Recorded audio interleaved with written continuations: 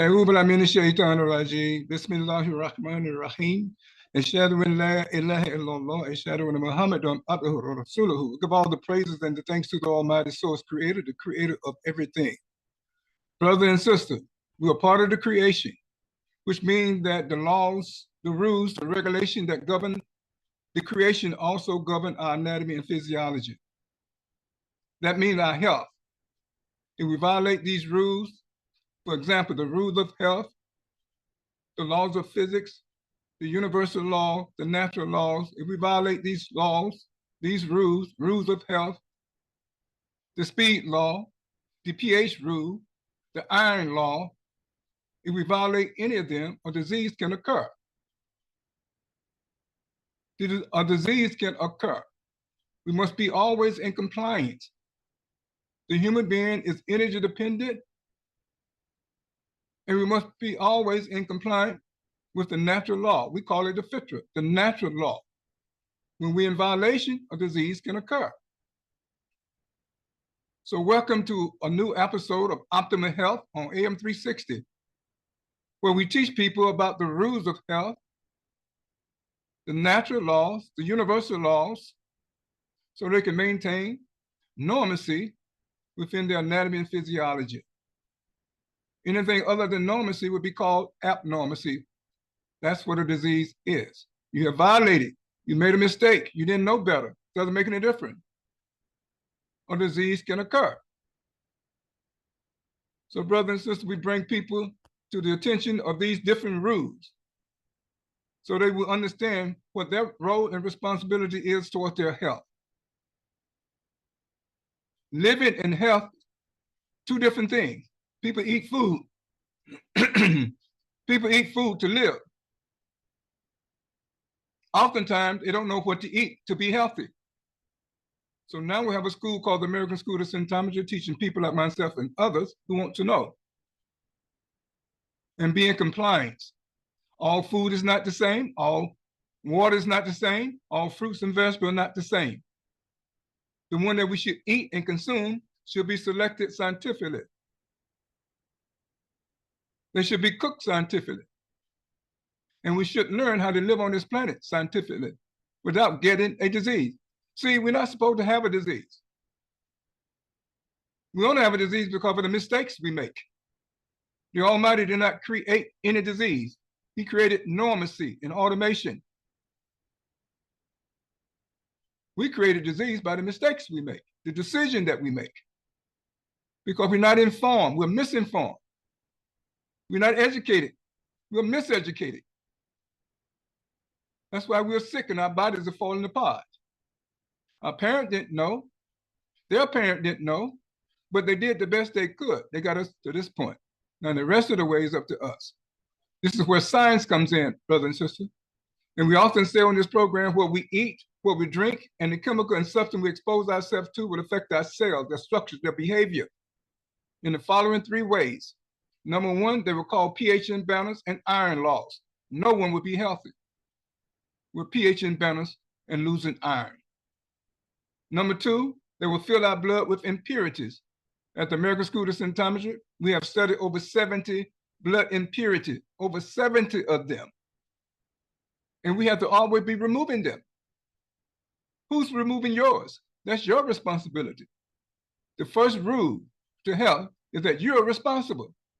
You've been gifted with this body that affords us to have life on this planet, and you are responsible for taking care of it.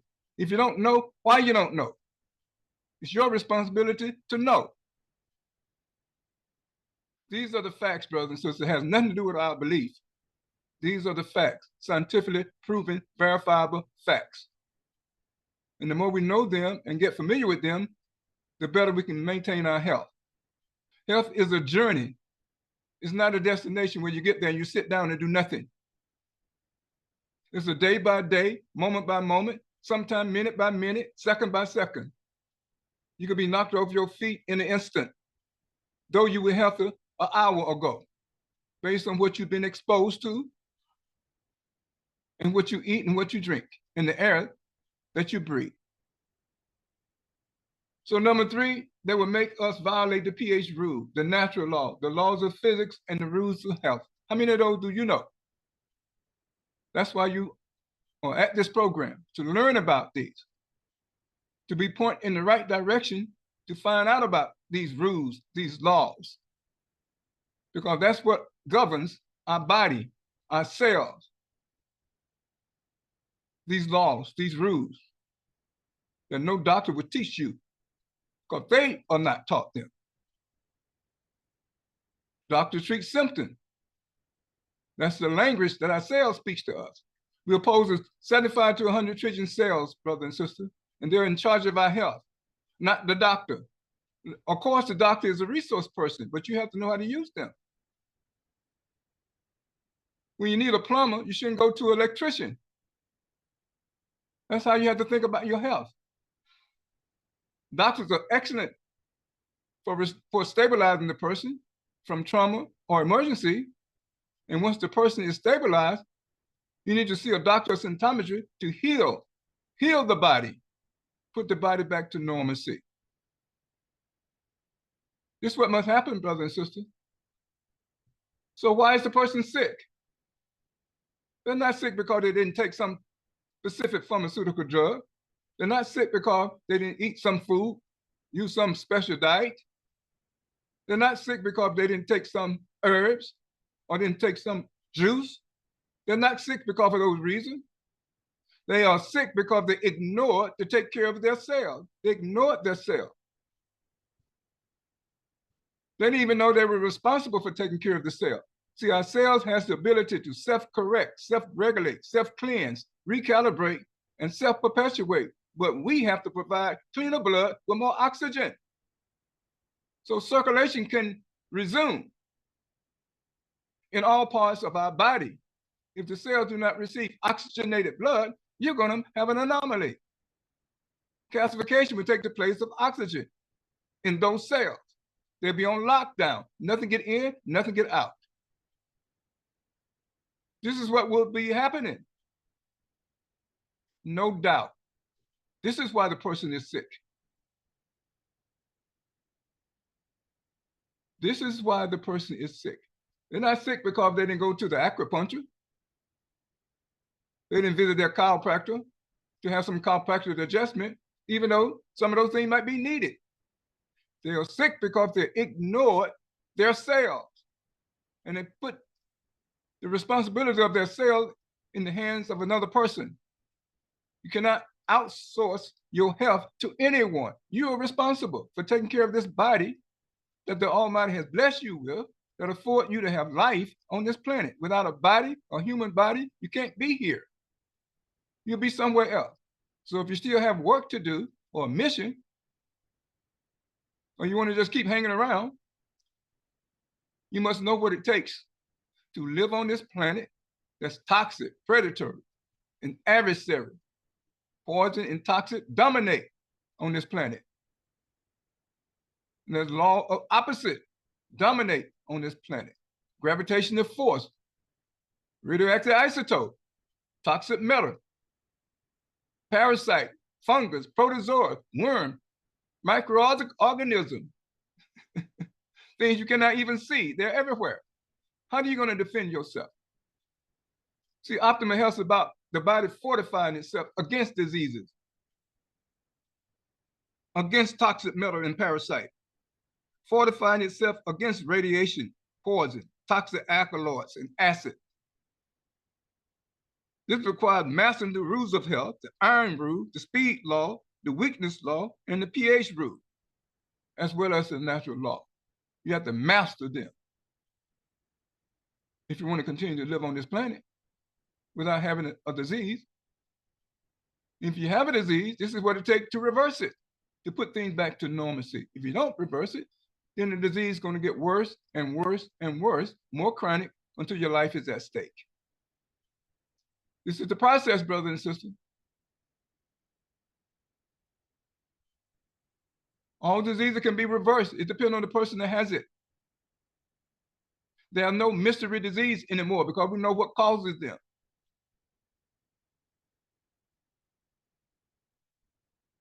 Don't be fooled, brother and sister. So welcome to a new episode of Optimal Health here on AM 360.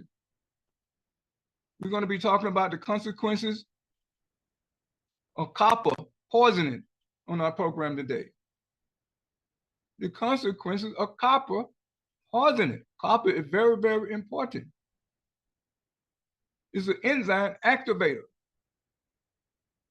and it's excellent conductor of electricity. And every cell of our body must have copper. It must be in the joints, must be in the tissue, must be in the muscle, must be in the fiber, but it can be in the blood, and not in those places I just mentioned. And you're going to have a problem. I will have a problem. This is how it is. So, brothers and sisters, we thank you for taking time out of your busy schedule to join us here on Optimal Health on AM 360. And we certainly appreciate your time for being here with us. We're not going to waste your time. We're not going to waste your time.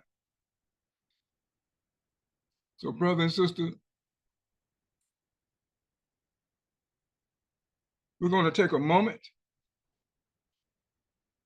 to take a pause and share a brief video that's posted on the website of the American School of Symptometry.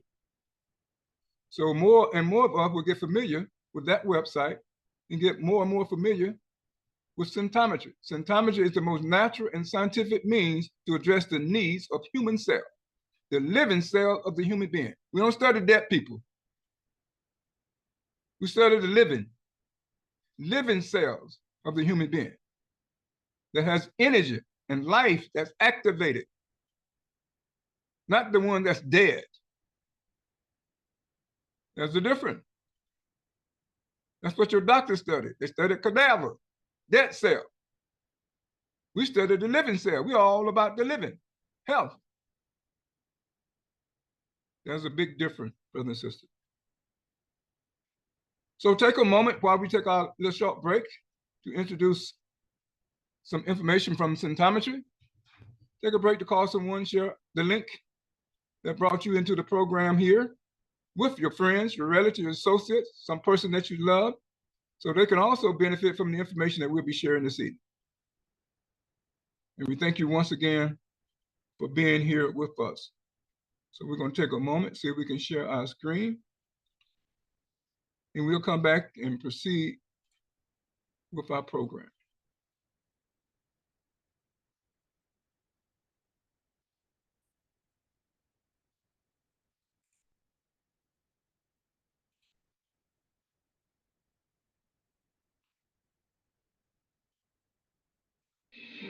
People get sick all the time. However, even after years of research, physicians don't have the faintest clue why most sick people find themselves in the predicament they do. Will they just accept the same treatment without truly getting to the bottom of what is happening to them? Not anymore. Symptometry draws attention to your cells, the building block of your being, allowing you to understand what needs to be done and paving the way for self-correction. Developed by Dr. Maxwell Nardi, symptometry is not medicine or even its alternative. It is a study designed to fill in the void left behind by the most common scientific fields. Symptometric science has proven time and again over 31 years that chaotic eating and living are not in the best interest of the cells. It's about time we change that to understand symptometry, dive into a whole new world of cell-based knowledge, and profoundly appreciate human cells' work. Get your copy of Symptometry and Symptometric Science at a Glance by Dr. Maxwell Nardi now.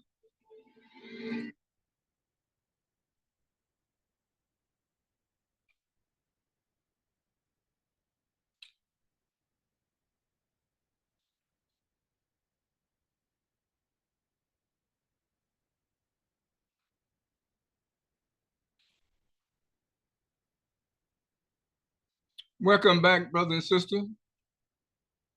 You're with Abdul Shaheed. And our guest, we have a guest today as well, Miss Yvette Dean. We both are certified symptometry health coaches at the American School of Symptometry. That means a lot, brother and sister. We have been educated in the needs of the cell. And this is why the person will have a disease.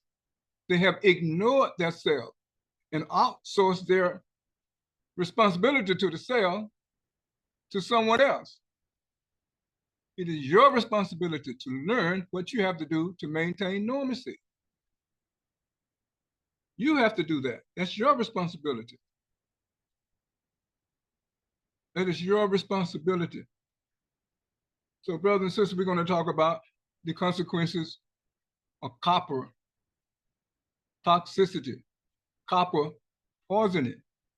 This is a very, very important topic because copper is so very important for optimal health, for us to be healthy.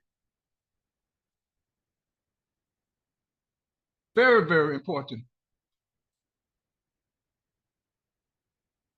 Copper is a heavy mineral, which means if it gets in our blood, it's not going to move. It's an inert substance, but it's a necessary inert substance. Inert substance means it get in your blood and they won't move unless something move it. So our liver has to produce globulins, alpha globulin, beta globulin, gamma globulin to move it. So it'll be where they need to be. So it'll be where it needs to be. So you can take copper supplement and all these things. Well, if you don't have the globulins, you're not going to move where it needs to go, and you keep taking it, then you're going to have copper toxicity or copper poisoning, which is not good. Brothers and sisters, there's no silver bullet for health. Health is complicated and it's difficult to achieve. And you have to learn some things. And you have to do some things that's difficult. That's why many people don't have optimal health. It's difficult. Once you make up your mind, you know, all kinds of things start happening to you. But you can't achieve it if you're really serious about it. And we have learned how to keep postponing death. If that's what you want to do, but it takes great knowledge. So we welcome you to the start of learning how to be able to do that. And then we welcome you to also to come to American School of Symptometry to become a student so you can learn more advanced information. Yes. This is what it takes, advanced information. This is what Mrs. Rita did. That's another guest that comes on with us. And this is what Miss Yvette did. We've been studying symptometry for years now, over 10 years. Years. And it's not easy. No. Difficult. But we probably wouldn't be here if we wasn't studying symptometry. We wasn't studying the symptometry. We probably wouldn't even be here. Where the doctors scared us to death. Literally. Well, here's the thing, brothers and sisters. It is not the disease that will kill us. It's the pharmaceuticals, the surgery, the chemotherapy, the radiation. It's the treatment option that the person chooses. That kills the person. We are created in such a way we can keep living if we know a few things about our cells and how to take care of them. That our cell can self-correct, self-regulate, self-cleanse, recalibrate, and self-perpetuate. Just keep going and going and going. But we just have to help ourselves and not ignore them when they send us a symptom. The symptom doesn't mean run to the doctor. The symptom means figure out what you've been eating and backtrack and try to figure out what poison in it. You having to poison yourself. That's what the symptom is about, for you to analyze what you have been eating and correct your mistakes. That's the main thing. Not to run to the doctor and get a pill. That pill gonna cost you your life because that pill will ignore the cell. Even though your number will be looking good, Miss Yvette, but your body still will be falling apart. That's right. Absolutely amazing. So we're here today to talk a little bit about copper. All we can do is point you in the right direction so you can gain more advanced information at the American School of Symptometry. We don't suggest that you go to the Google and try to find out something about copper. No, we share the information with you here. Verifiable scientific information. Now you go to Google, they're gonna try to sell you something. And it won't be able to do what you need to happen. It's not even going in the cell. It's going to be in your blood, causing more blood impurities, blocking things. And it's going to be slowing down the blood. So copper is one of those minerals that we are made up of. That's 23 mineral element combination, brothers and sisters, that we're made of. Do you know them?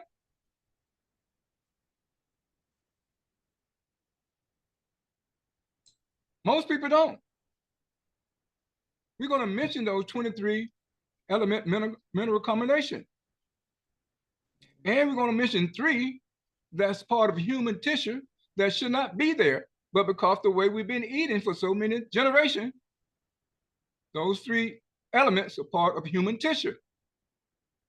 We're going to mention those 3 too, so that makes 26. And that number keep going up because we keep exposing ourselves to other toxic matter and chemicals that will eventually become an intricate part of human tissue. So some of these elements, of course, you have heard of them, but we are made of them. The Almighty created everything in this ecosystem to take care of us before he placed us here. So everything we need to reverse a disease is already here. We just got to find them. And that's what symptometry is all about. Doing the research to find those things that reverse every disease and condition. The Almighty has put them right here in the creation for us, in the ecosystem. So brothers and sisters, we have these 23 elements and mineral combination and 3 more because of the way we've been eating. And we'll mention them too. The first 4, everybody's heard about: hydrogen, carbon, oxygen, and nitrogen. Everybody heard of sulfur? Those are the 5 cycle of life that has to be produced before human being appeared on this planet. You had the hydrogen cycle, carbon cycle, nitrogen cycle, oxygen cycle, and the sulfur cycle. This is just basic science, brothers and sisters. Those classes we took, the teacher did not make it relevant to our own body. Symptometry make it apply to our own body so it makes sense to us. Now you will begin to pay attention that we're made of these elements and minerals. We're made with them. Our collagen is made with them. The nutrient in the food we look for contain them. That's why we have to eat scientifically. So we get all the nutrients and resources to take care of the cell, to produce energy. This is how it works. So now we have fluorine, sodium, magnesium, phosphorus, sulfur, chlorine, potassium, calcium, manganese, iron, cobalt, and of course, copper. All of these are very important. We're made with all of these element and mineral combinations. Zinc, iodine, copper, zinc, and iodine are enzyme activators, brothers and sisters. After you produce the enzyme, then it must be activated. If you don't have the activator, then enzyme become worthless.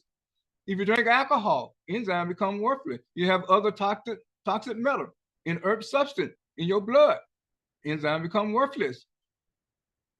If you have strong acid from fruits, enzyme become worthless. Extreme temperature, hot or cold, enzyme become worthless. Amazing. You have to know how to take care of the enzyme once your cell produces them. If not, you're going to have a disease. The enzymes are the work tools of our cells. That's the first thing they have to produce. So we're taking this step by step, brothers and sisters, so you will have a better understanding of how our body functions and what are the nutrients and resources that we should give it, and how the food that should contain them, that's what we'll be looking for to eat. We're not just eating just to fill our belly, even though that's what most people think. Oh, we just eat food just to fill our belly, Miss Yvette. That's what most people think. That's what they have to do. That's their responsibility. Fill their belly. No, there's a reason why you choose certain food to eat. Yes. The one that has the most nutrients and the most resources for ourselves. Not for Yeah. you, the human being. Yes. It's for the body, the cell. The food is for the cell to produce energy. You are energy dependent. If you run out of energy, you won't be here. You're going to make your transition. This body cannot do anything without energy. So you are energy dependent, and you eat food to get the nutrients and resources so the mitochondria of our cell can produce energy. I hope we got that. If nothing else today, understand that. You just can't eat just any food that's in the supermarket or at the fast food shop and think you're going to be healthy. You might keep living, but you'll have a disease and you won't be healthy. I just said earlier, living and health is two different things. Yes.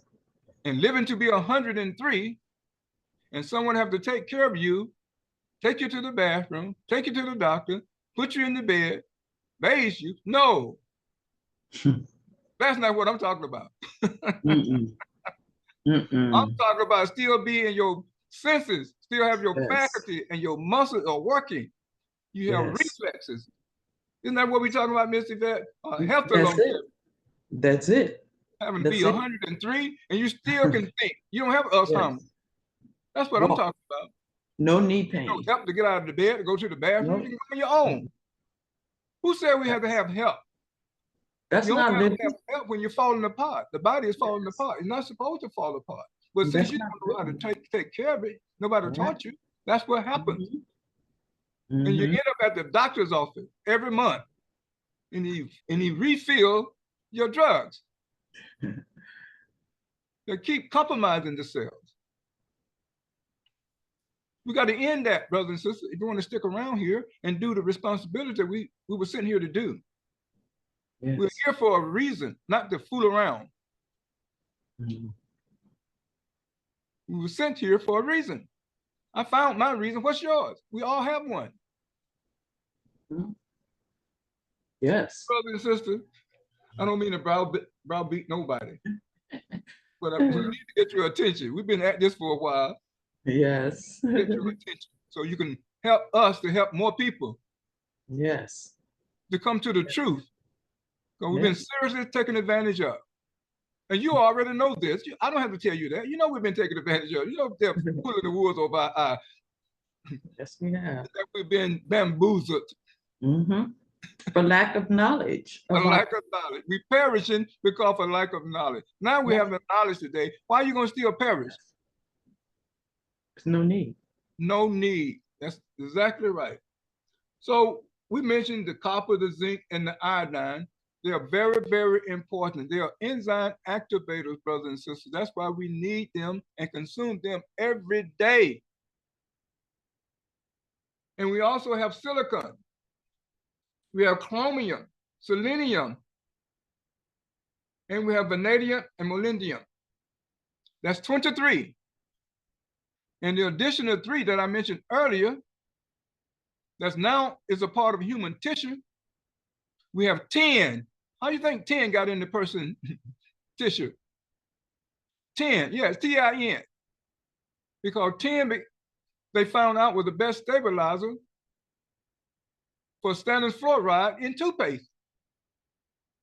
So now it's an intricate part of human tissue, 10. Well, there's stannous fluoride and there's sodium fluoride. Now, I'm telling you, if you have toothpaste that says sodium fluoride, that's a poison. Read the label on your toothpaste. I mentioned earlier, what you eat, what you drink, and the chemicals and substance we expose ourselves to would be why the person would be sick. The toothpaste that you should use, that's recommended, has stannous fluoride, not sodium fluoride. All toothpaste is not the same, just like all food is not the same. All fruits and vegetables are not the same. All water is not the same. I know we have to keep saying it over and over and over before it clicks. because Yes. we think all food is the same. Just Mhm. fill the belly and you'll be okay. No, no, and no. Mhm. So that's 10. It should be in human tissue, but it is because we all brush our teeth every morning. Some of y'all brush your teeth 3 times a day after every meal. That's not necessary. You keep poisoning yourself. That's poisoning toothpaste. Read the label. It said if you swallow this, cause the poison bureau. It's on every package of toothpaste. It's poison. So brush your teeth once a day. That'll be enough. So you reduce that by 33% of poisoning. Yes. And Be if you smart. yeah, and if you feel you have to brush your teeth again, you can just brush it with water. Exactly. Use water. Just use water. Yeah. Absolutely. Don't do it 2 and 3 times. No, that's what they want you to do so you can buy some more toothpaste, by the way. But it's not needed nor recommended, okay?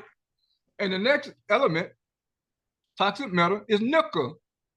That's an integral part now of human tissue. How do you think nickel got in our blood and became part of human tissue?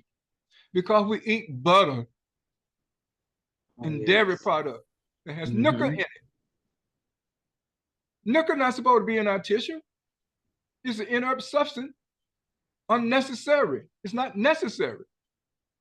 It's a useless inert substance because everybody love butter. So now it's in there. I'll be in there for good as long as mankind is on this planet. They love so much butter and margarine and all these things. Mm. That spread, you spread on the bread. You know, you got to spread something on that bread. Just can't eat just bread, French bread or Italian. You have to spread something on it. Mayonnaise, mustard, or something. Jelly, jam. That's how they get you, see. Yes. I just eat my bread with nothing on it. Well, Mhm. that's one less thing I had to worry about digesting. So nickel is the second inert substance that should not be in our blood, should not be in our tissue. And finally, we have arsenic. Yes, that's a poison. We all know it's a poison. Kill people. How do you think arsenic got into our blood, human tissue, all over the world? It is from nuts and seed. All nuts and seed has arsenic and cyanide, hydrocyanuric acid.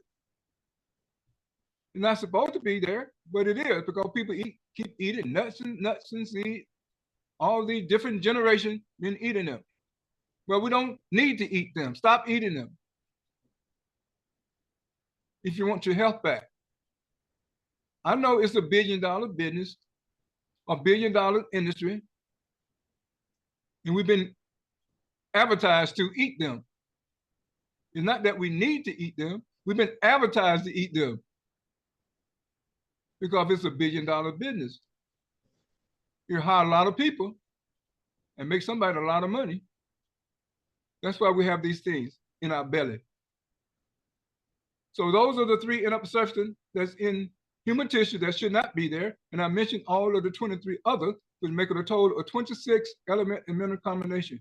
As we keep exposing ourselves to man-made chemical, we find even more in there in the future. So we will mention all that so we can focus in on copper. So we can focus in on copper. And here again, brothers and sisters, we're talking about the human cell. This is where our health comes from. I'm going to take a moment to show the human cell and just talk about it briefly, because this is the problem. We ignore our cells. And everything about the human being is made of cells, even our blood, white blood cell, red blood cell, platelet, hemoglobin, all made of cells. Our tissue, our organ, our Yeah. intracellular Nails. spaces, Yeah. everything made out of cells. Yes. Absolutely amazing. If we take care of them, they would take care of us. Yes. We ignore them, we're going to be sick and compromised. So here's a picture of the cell. That's what the cell look like. It looks big on there, but it's not. No, it is so small we cannot even see them. You can't So even this is see it. really blown up by 50 million times. We now have electron microscope that can blow things up 50 million times. All we need to blow up is about 3 million times to see what we're talking about here. So this is a living human cell. Yes. If the food that you eat not turn into nutrient, if it does not enter the cell, it's just like you did not eat at all. The cell will become impoverished, and not be able to produce anything to take care of your health, to keep normalcy. When the cell cannot produce the essential, that's body essential, brain essential, and cell essential to maintain normalcy, they're going to send you a sign called symptom. If you don't do anything, if you fail to do something about it, then you're going to eventually have a disease. That's what happens. That's the process. Start with a symptom. 20 years ago, you got a symptom. You ignored it. So 20 years later, 25 years later, you're stuck with cancer because you ignored the symptom that you received 25 or 30 years ago. Or you got a symptom 30 years ago about your high blood pressure. Before you had high blood pressure, the cell were warning you, oh, but you kept eating that same old food, all that saturated fat, and all that bad food. You kept eating it. And then eventually, you went to the doctor one day, yo, you got high blood pressure. Let me give you this drug. And the drug made it worse, even though your number was looking good. Because the drug had a kill in it that were removing hydrogen from the cell. Cell weren't able to produce water nor heat. And you thought and the blood pressure was normal. And you thought you were doing okay. And then the pharmaceutical also had halogen, mineral salt. They have more negative energy than positive. And there's other things that we could talk about, but that's what compromised the symptom and made it worse. And now your body is falling apart 30 years later. You've been on the drug for 30 years, 25 years, 20 years, whatever the time is. And it would never reverse your hypertension because the cell controls the hypertension. The heart cell and the artery, veins, and capillary control hypertension. They're becoming stiff. Even the heart is becoming stiff and inflexible. You got to beat. Now it's struggling to beat because you're not replacing the muscle protein that need to be replaced. All these things are connected, brothers and sisters. So it's not just about not eating what you need to not eat and eat what you need to eat and drinking the right amount of water every day and drinking the right water. All these things come into play. So now the cell membrane should be permeable where nutrients and resources can go into them. So these mitochondria right here, the energy house that produce the energy for the cells to do their work and also to maintain your activity daily so you can go out and do your work. And you won't become exhausted if they're able to produce energy. But because of the way you eat often, the saturated fat, you have grease and grime and all these things clogging up the mitochondria. So now you're exhausted every day when you get home. You can't do anything but sleep and watch maybe a little TV. Right. You have no energy to do anything. You can't even educate your children. No. You have to let the school do everything. But you know, but you know, Coach, people, you know, that they ask, you know, or have never heard of cellular health ever. Absolutely. It's like it's their first time hearing about it.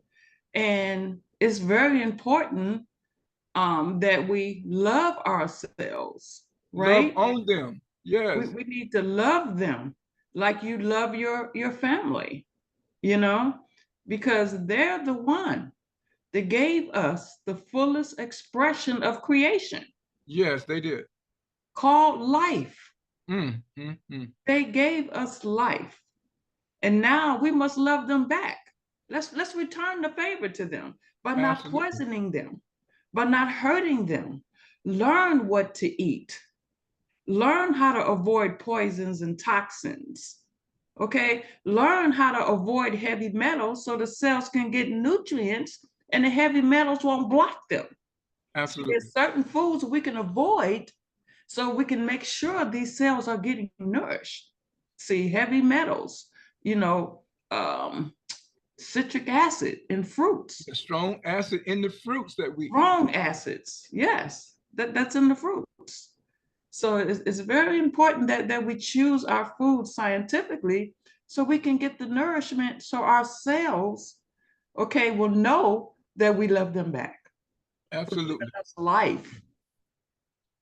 And then they will perform, they will reverse every anomaly, every sickness. They have the ability to reverse it, to put things back to normalcy. Yes. Without drugs, without surgery. That's correct. And they most just want us surgery are not needed. Yeah. And they just want us to keep them clean. Yes. Okay, avoid poisons, keep them clean as much as we can. I mean, unfortunately, we can't avoid all poisons, right? But we can avoid the ones that really harm us. Okay, because with the cleaning, we can clean the rest up. Okay. Absolutely. But the major ones we need to avoid during scientific cooking, scientific eating, selecting our foods scientifically. Okay, and scientific living, using the right toothpaste, the right fluoride. Okay, making sure that our skin cleaning products in our home, the right cleaning products in our home. Oh yes, cleaning products, right. Make sure our skin cells are healthy, our nail cells are healthy. Absolutely. By just cleaning our cells, periodically. No one ever told us they need cleaning. No one ever told us that. We just ate. That they produce a lot of garbage because Yes. they're like factory, mini factory. They're producing raw material, and they take in raw material and they leave off the other garbage, the byproduct we have to remove. Just like a factory, you got to keep the factory floor clean. If not, you won't be able to build a car. You have too much clutter. It's the same thing. That's right. And I hope we understand a little bit better after listening to us today.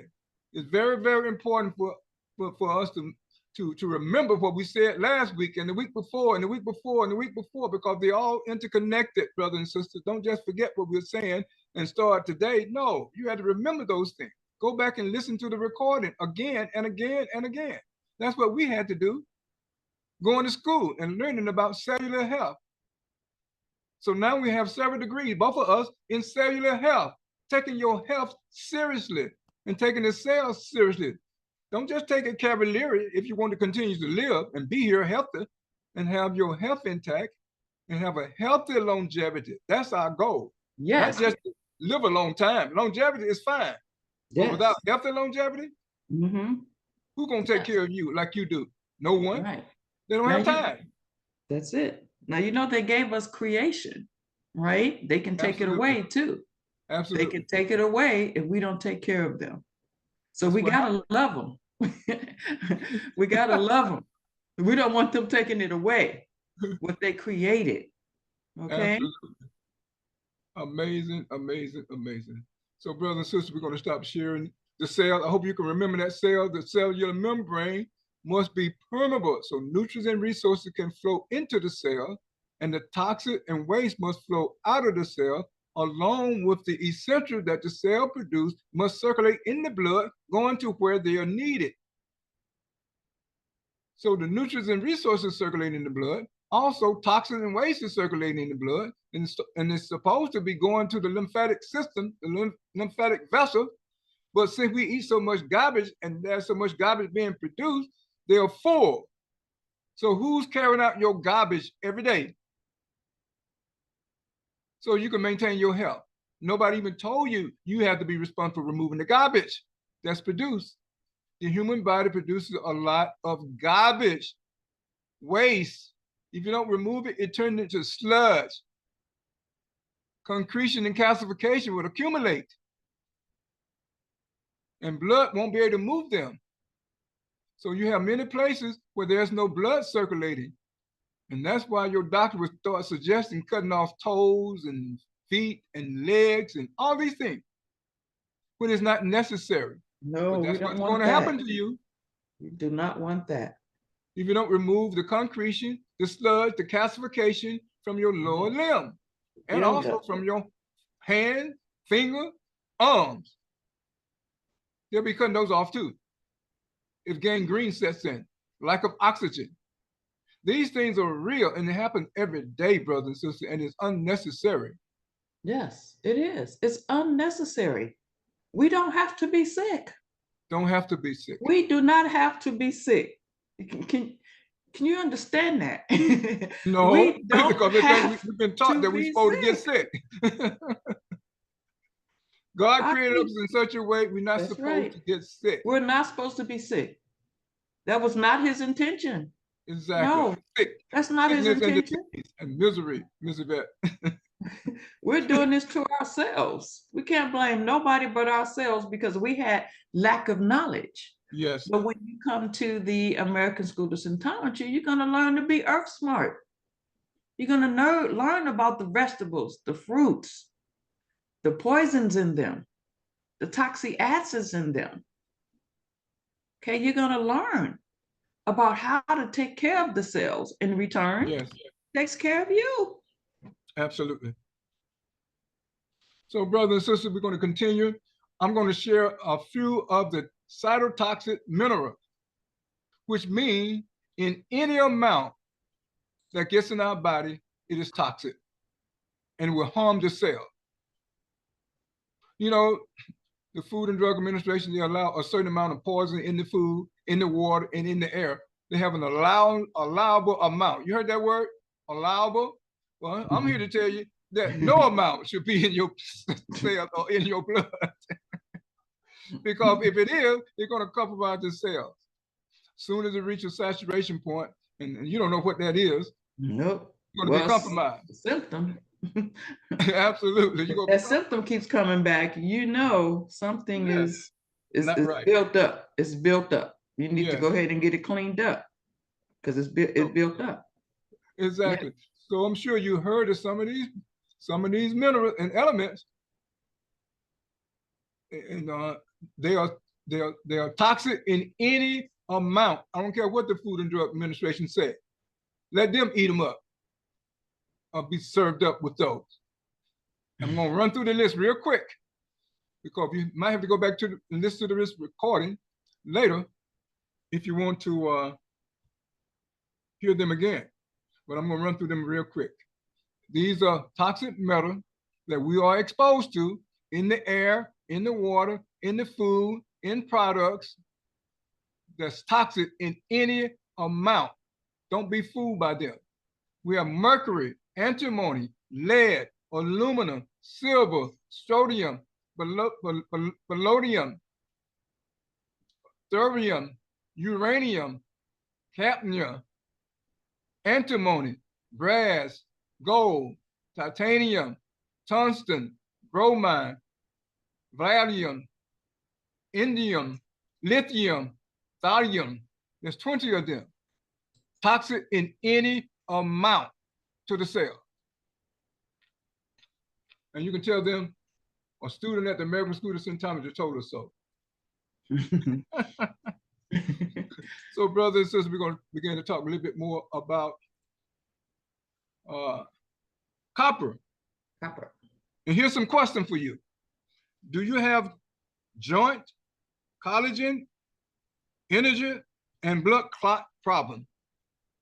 If you have any of those problems, brothers and sisters, we're here to tell you it's a copper problem. Yes. Though your doctor did not let you know about it, it's a copper problem. That's what you need to know. And this list just keep going and keep going. Do you know what caused a popular singer in our country to have vertigo? We all know him. He was universally known. His skin got lighter and lighter and lighter. He ended up with vertigo. And the doctor could not help him. It was a copper problem, brother and sister. Yes. Vertigo. Yes. Many people in our community have these light spots that get lighter and lighter, and they can show up anywhere and anytime. It's a copper problem. Symptometry can solve this problem for you. Yes. You don't have to go out like that. Yes. You can be put back to normalcy. Yes. And copper poisoning. Is it like a copper or copper poisoning for the person? Do you know what causes abdominal pain? Your stomach just starts to hurt. Copper poisoning. Do you know what causes nausea or vomiting or jaundice? Copper poisoning. It's just absolutely amazing. When you undress, do you see light spots? And some people call them liver spots on your thigh, on your belly, etc. Copper poisoning. These are signs of copper poisoning, brothers and sisters. Do you hear noise in your joints going upstairs? You hear that popping and cracking. You reach your arm over your head. You hear that popping sound. The joints in your finger, you hear the popping sound. They call it old age. Yeah, that's what they call it. But age has nothing to do with health. Nothing to do with it. It can happen at any age, brothers and sisters. Yes. All referring to copper poisoning. These are signs of copper poisoning. That's what's happening. Do you hear noise in the joint when you're going upstairs? Yes, you do. I do sometimes. Then I know what to do, though. See, I have the particular in the molecule to reinforce and fortify our cells. That's right. These are signs of copper poisoning. Do you experience nerve pain and sciatica? Sciatica nerve pain is unbearable for a lot of people. It is a sign of copper poisoning or the lack of copper. And we can go on and on and on. But for the time's sake, it's just not going to permit us to keep going. But something as simple as copper poisoning or the lack of copper. What is copper? We explained that earlier. The best natural conductor of electricity.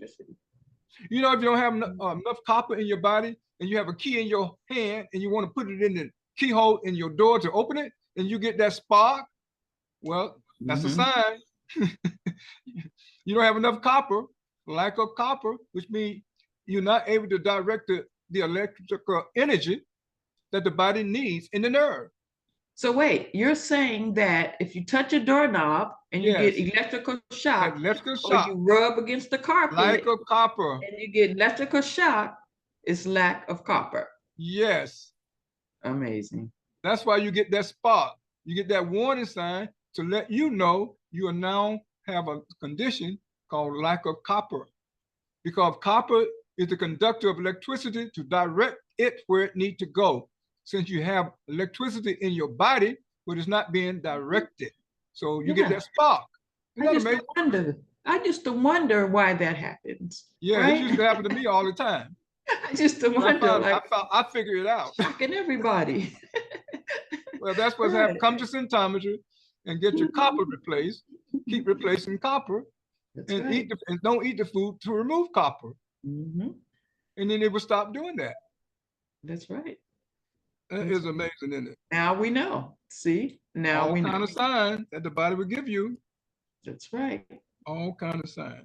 And also, if the nerves are embedded in the muscle and you don't have the copper to transmit the nerve impulse, then you start trembling. So another famous person in our community had Parkinson's disease. That's what the trembling is called. And he had it for a very, very, very, very long time. And he died with Parkinson's disease when it could have been reversed if the people that were surrounded him knew about symptometry. They had the old-fashioned doctors, and they believe in their doctors, and that's what happened. He died with Parkinson's when he had the lack of copper, or copper was in his blood, but it wasn't being directed to the nerves. All our nerves must contain copper. All our muscle fiber must contain copper. All our joints must contain copper. All the fiber of our body, the collagen fiber we made of, must contain copper. Yeah, this is how our cells communicate, Miss Yvette. Yes, and they gave him all kind of medicine, and certain therapeutics do not know how to cure certain diseases. But when you're dealing with the cells, that's it. Where they begin, okay, it's like it's a miracle. It's amazing what our cells can do. These two stars could have been saved. Absolutely. Their skin could have came back. The drug killed them, Miss Yvette. The drugs they were given by their doctor killed them. Yeah, that's all they knew, though. But now we have a different approach. Absolutely. Now, those who are here today know that we have a different approach to health. You have a choice. You have a choice now. The vacuum, Miss Yvette, has been filled. The vacuum has been filled. Allopathic medicine left a vacuum for symptometry to come along and fill it. That's what symptometry is doing today, filling the vacuum. Right. The emptiness. That's what's happening. So this famous boxer, we all know who he is. I don't have to call his name. Ended up dying of Parkinson's disease. But physicians and neurologists could not cure him for the 32 years that he had it. He took those drugs for 32 years and it didn't do a thing, but made his whole body tremble. The cells rejected it. That's not what they need when they're sick. They do not need harmful chemicals. You know, they need nutrients and resources. And resources from the ecosystem. From the ecosystem. Not no adulterated. What we're made of. Yes. Yeah, they adulterate the substance from the ecosystem. They adulterate the atom in the laboratory. That's what they do. So each drug will have 3 things in it that will compromise the person's health. And we can name them. And we do name them on this program. Those 3 substances and what they would do to your cell, to your body, to you, because you're made of cell. You can believe it or not. These are the facts. So he died of Parkinson's disease that he had for 32 years, and they treated him with pharmaceuticals. As his nerve problem affected every part of his body. Nerves are embedded in the muscle, and muscles where? Everywhere, attached to the bone. And the nerves are embedded in them, so our body will move when we want it to move, not move involuntarily because of lack of copper. We're doing our best to make this real clear and plain. Yes. And I don't mean to raise my voice, but I have to have your attention so we can put a stop to what's happening to us. Yes. And we cannot blame anyone. We have to just take charge of our own health. Unfortunately, we can't blame it on no one. Nobody. We can't blame the doctors. They're doing what they've been trained to do. Our own lack of knowledge. We don't know how to live on this planet. Exactly. Rather than learning, we complain. We've been bamboozled, taught the wrong way, but now we got an opportunity to be taught the right way. Correct mistakes.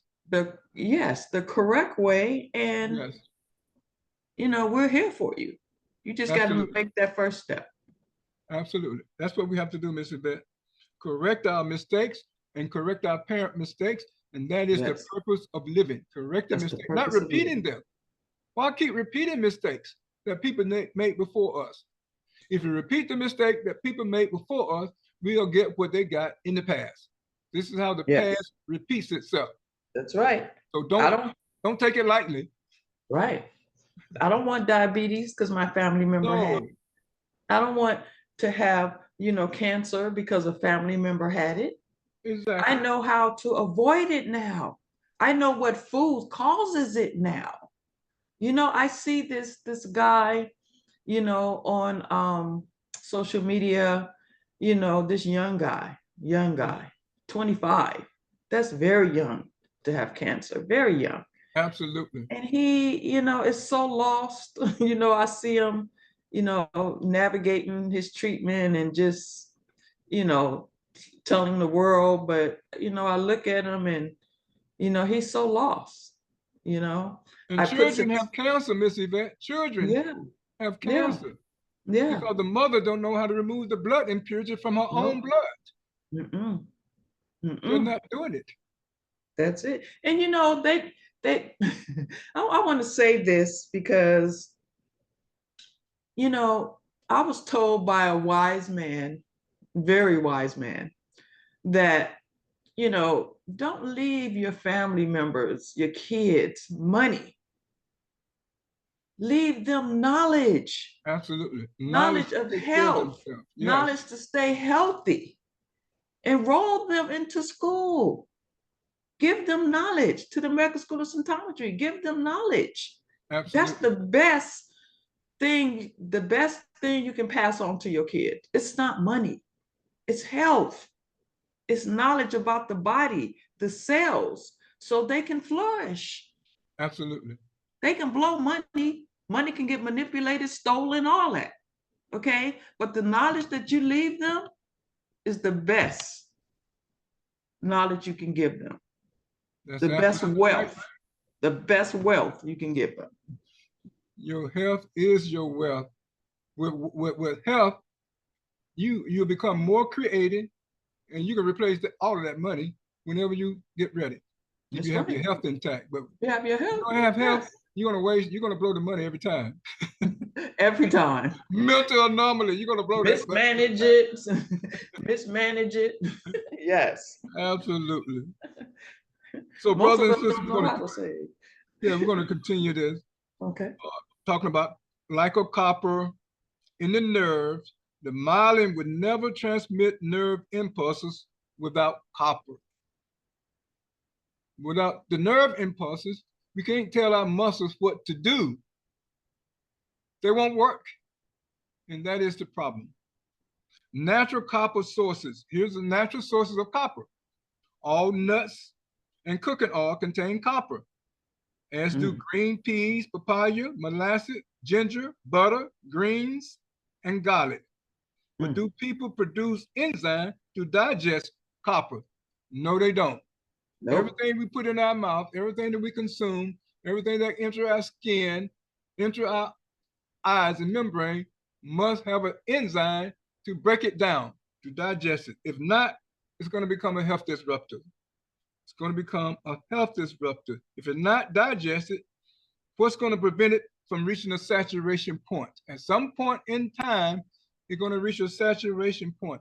That's the point at which the straw breaks the camel's back. And what that means is it wasn't one straw, it was the piling on and piling on and piling on. You kept doing it and kept doing it and kept eating it and kept eating it. And you weren't removing the poison and the toxin, you just kept eating it. Yes. Now you reach a saturation point. That's when the symptom will come up.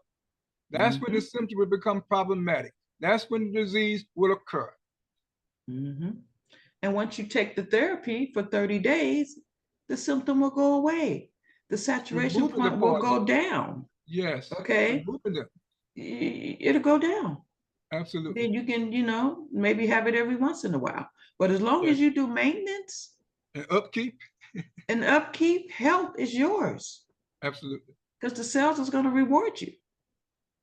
See, no one have taught us, Mr. Vet, about the maintenance and upkeep. See, the human body is high maintenance, not low. Maintenance. We've been misled to believe that all we have to do is eat food, drink water, and go to the bathroom 2 or 3 times a day. That's about 10%. Now, who's teaching you the 90% that you must know what to do or how to do it? No one. One school has been established. That's the American School of Symptometry, not for profit. To teach people the 90% that must be done in order to maintain your health, the upkeep of the cells. The human body is high upkeep, major upkeep, not low. We've been misled. So copper disruption. We all need copper because it is indispensable to collagen. Collagen is the foundation of the human being, just like cellulose is the foundation of a plant. We're not plants. We are human. We're not even animal. Animal protein, collagen, is different from human collagen. There's a difference. So you go to the health food store and buy that animal collagen and you think it's going to work in the human body? No, it won't. You just wasted your money. Don't do it. We have specialized cells. They're called fibroblasts that produces collagen for us.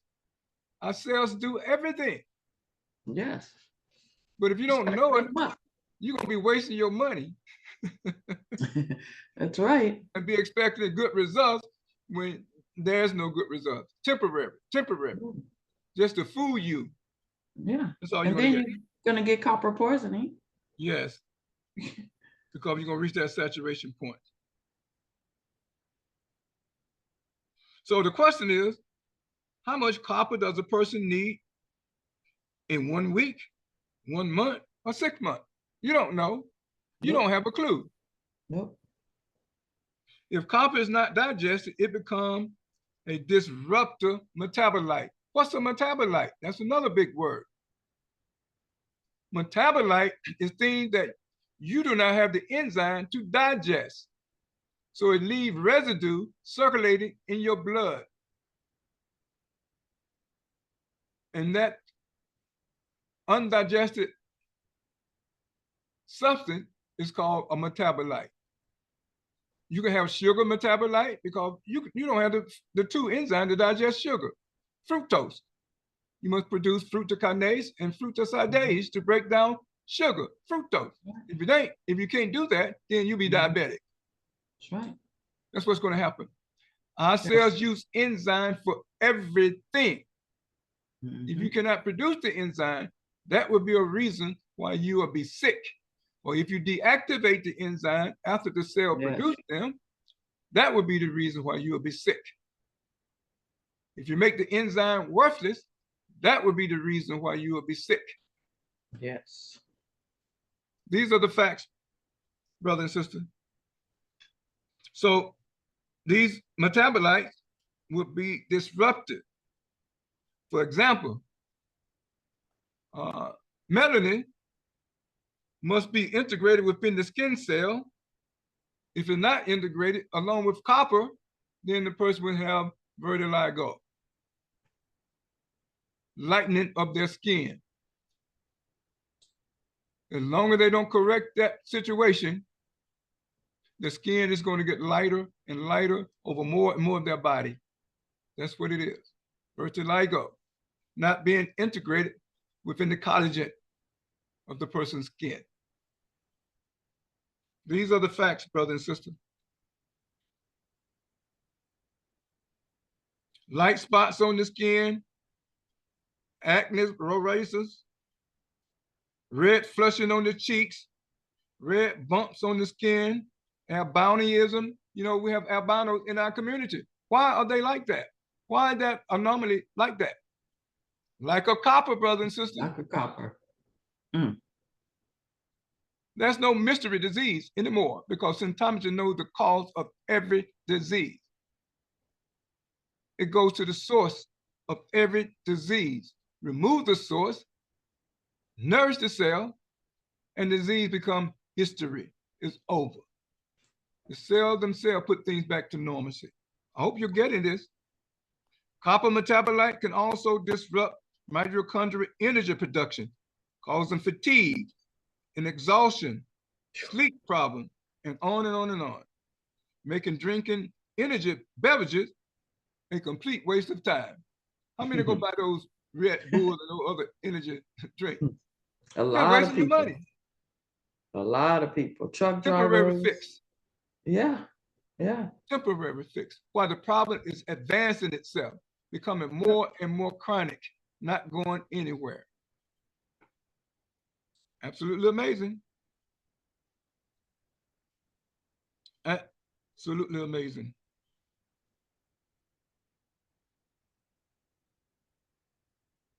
The role of copper. No one can survive on planet Earth without copper. Here's why. The cross link in our body that toughens collagen are made of copper. No other mineral toughens collagen better than copper. Why do people suffer from collagen loss? They don't have copper. Copper must toughen cartilage, and cartilage must be in every joint to facilitate the integration and function of elastin, titin, dystrophin, fibrin, and fibrillin, actin, and actinin, as well as tubulin, and on and on. These are the muscle protein, brothers and sisters. There's 22 of them. And we must always be replacing these muscle protein. Otherwise, our muscle will not function properly. And here's a point of reference. Our heart is all muscle. If you don't replace the muscle protein in your heart, it's going to get weaker and weaker and weaker. And you're going to go to the doctor, he's going to give you a drug. And no drug on planet Earth will strengthen the heart. None. They will cause more and more weakening of the heart. And the person will end up dying of congested heart failure. These are the facts, brothers and sisters. It's not based on your belief. Well, I don't believe that. That has nothing to do with it. We're sharing the facts on this program. That's why we're doing it. Yes.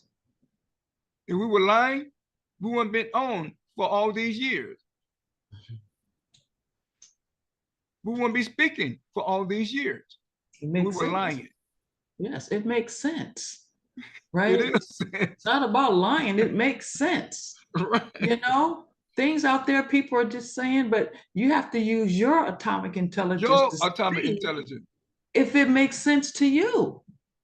Absolutely. And you're here every week with us. Thank you. So we're doing a good job in making it make sense to you. Okay? To help you with your health. You know, because Absolutely. we don't want to die. Not early. Not before early. we carried out our mission. Exactly. We have a mission while we were born. And we have to complete that mission. Okay? So God don't want us. Well, he is. He don't want us. That's Ms. Yvette. That's why he sent us here. Right. You don't want to be bothered with human affairs. He sent us here to be in charge. Are we getting ourselves positioned to be in charge? No, we're not. Yes. We're giving over our responsibility to the other folk. We think they are in charge. They are not in charge any longer, brothers and sisters. People are on this planet waiting on us. Wake up. They're waiting for us. The other folks, they're no longer in charge. So we can keep thinking, they can keep fooling around and fool you like they're in charge. They're not in charge of anything. That day is gone, past gone. Now it's up to us. That's why we've been gifted with this knowledge. Yes. The more and more we learn how to take care of ourselves, the more intelligent we'll become. We are problem solvers, brothers and sisters. We're the most creative people on this planet. The genes that we carry, they come from our ancestors for thousands of years ago. Yes. We carry out their traits, their expertise. We carry them. There's no gene for a disease. There's no genetic disease. Nope. There are genetic expertise and traits from our ancestors. But we'll never make the connection if we don't improve our health. That's right. Because a disease anywhere in the human body will sooner or later become a mental illness. Because blood goes where? Everywhere, even into the brain. That will produce a mental anomaly. Every mental anomaly is caused by lack of oxygen in the person's brain. You can say whatever you want.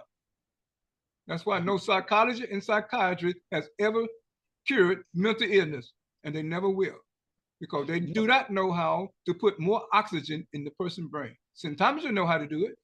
Yep. We're expert at doing it. So we have cured every mental anomaly that have been presented to symptometry. We'll reverse every one of them. And when psychiatry and psychology has never reversed mental illness, not one time, because they use drugs. So we'll continue to talk about copper, just a little bit more information. Then we're going to take a short break, and our guest, Mrs. Yvette, is going to take over. So here's the thing. Inert substance will overcome our joints, causing stiffness, tightness, crepitus, that's when the joint make noise, paralysis. If you don't do something about these conditions, brothers and sisters, the next step is becoming paralyzed, wheelchair bound, all these things, bedridden.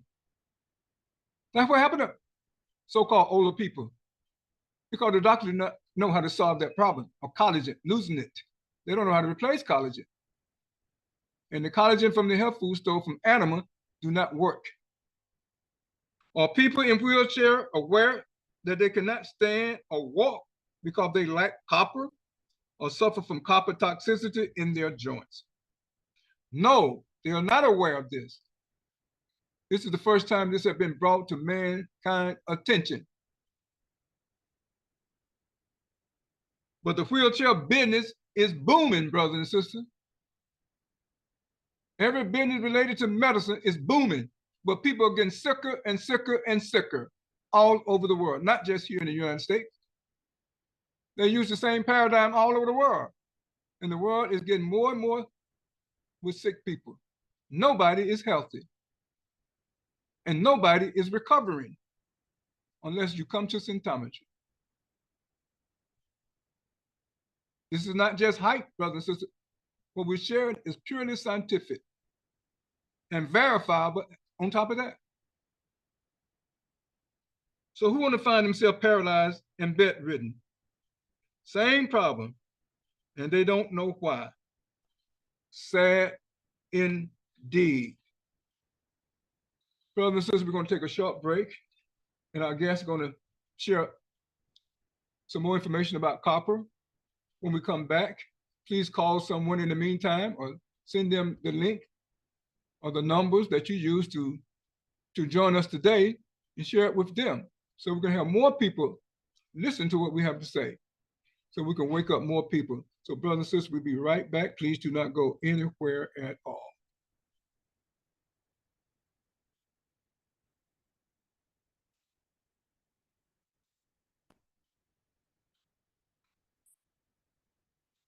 After 30 years of research, the results are in. Consumption of certain foods can be harmful to your physical and mental health.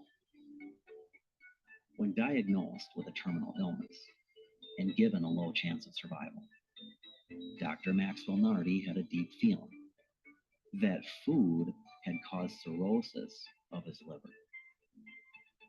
When no cure was available through medication, after years of extensive laboratory research, he invented symptometric science and used it to save his life.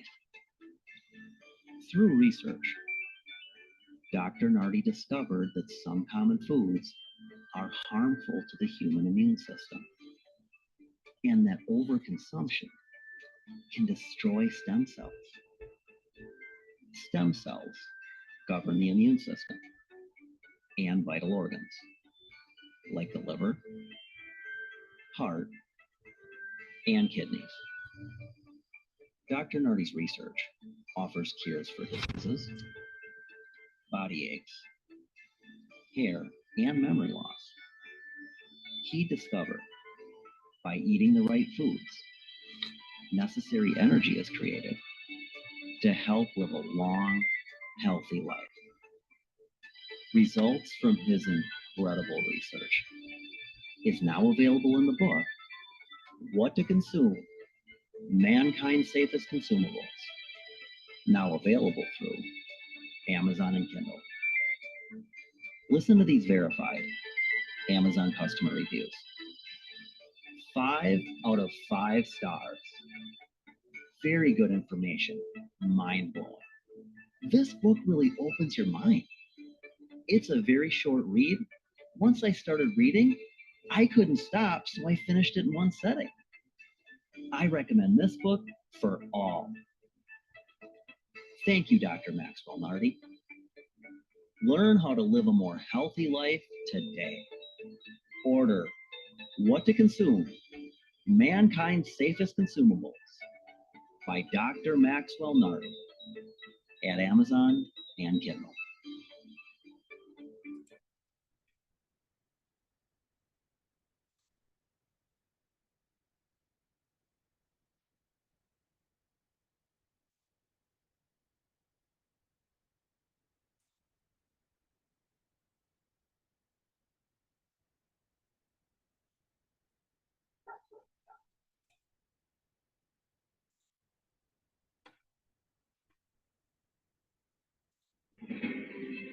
Every anomaly has a cause.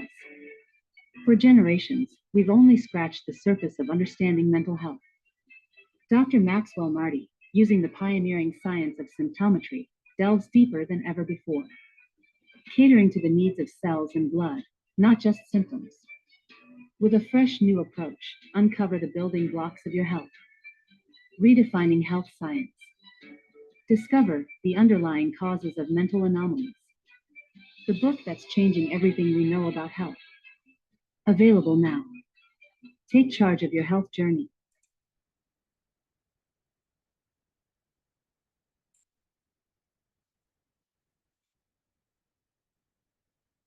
Welcome back, brothers and sisters. You're with Abdul Shaheed, your certified symptometry health coach, and our guest, Ms. Yvette Dean, also a certified symptometry health coach, and we're both in the master program at the American School of Symptometry in the culinary master program.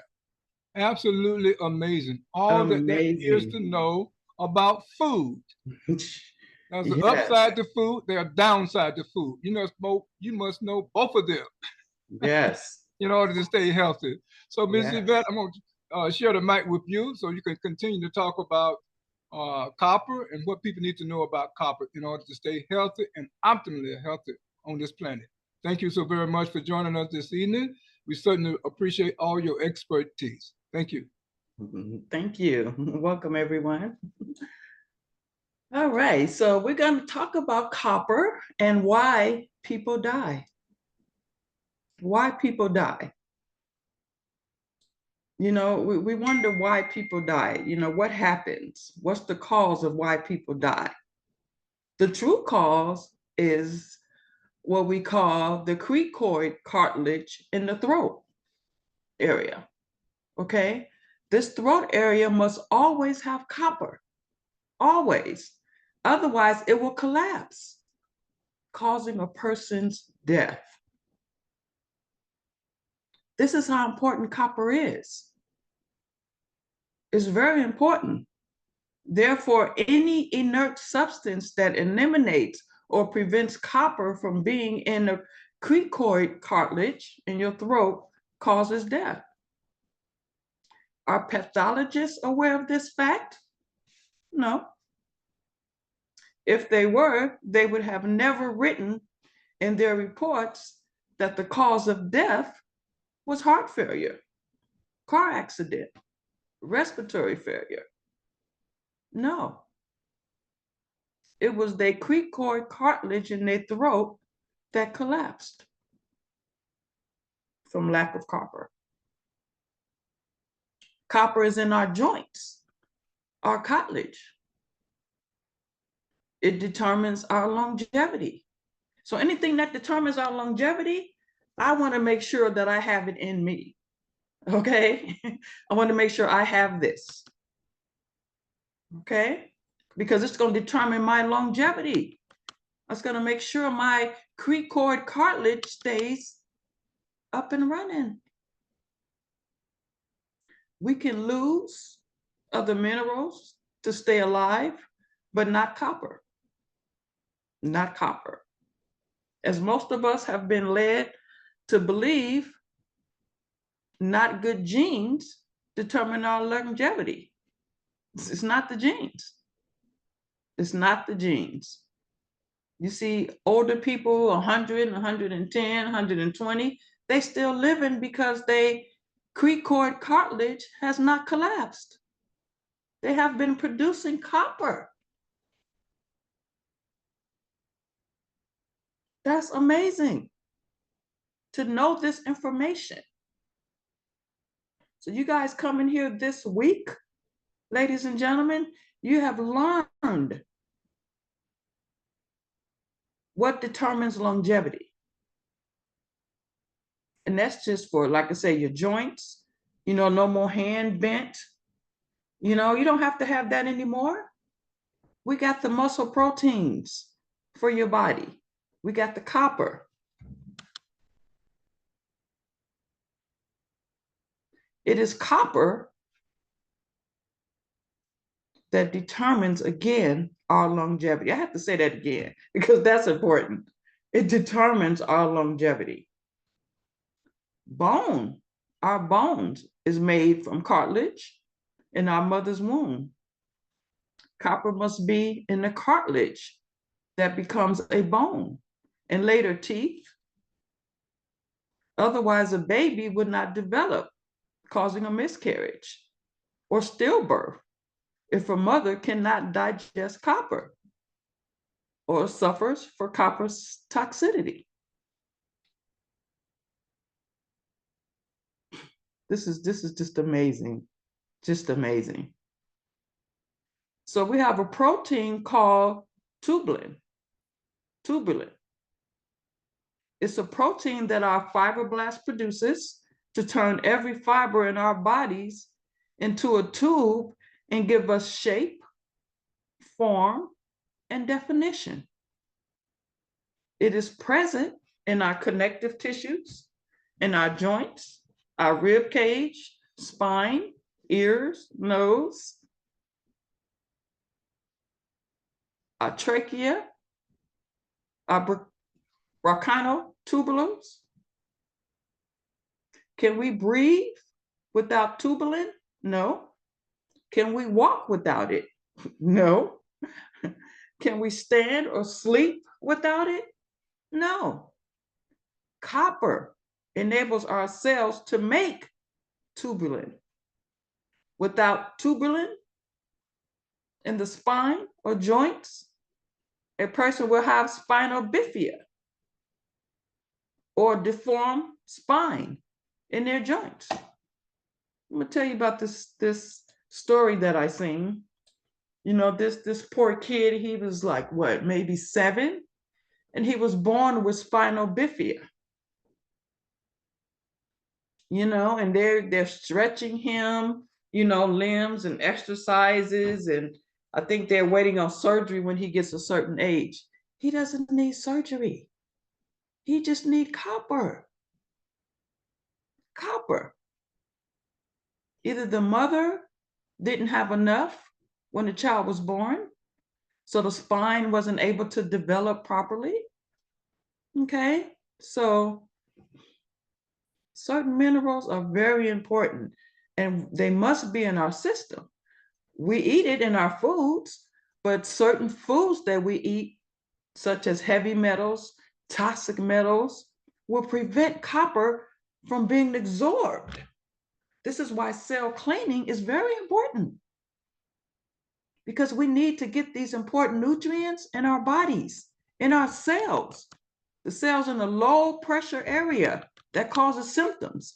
That's those cells in the low pressure area. It's not in the top. It's in the low pressure area where diseases start. No other therapeutic can get that low but symptometry. This is why we have side effects, because, you know, certain therapeutics, drugs cannot reach further enough where the symptom is at, where the congestion is at, where the classification is at, where the cells that are on lockdown is at. Okay?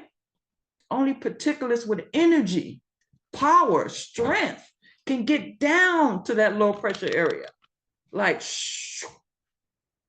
start cleaning it up, get the nutrients in there. It moves the plaque and it puts the nutrients in at the same time. So it won't be no space for classification to get in. This is what particulates do when they clean the cells. They remove the plaque, get the nutrients in it right away. And then the enzymes, the cells is going to start producing their work tools, which is enzymes, and then start producing all the essentials that section, that low pressure area was congested for long periods of time while you got these symptoms. It's amazing what we do when we clean them up, what the cells do when you clean them up. It's just amazing, amazing.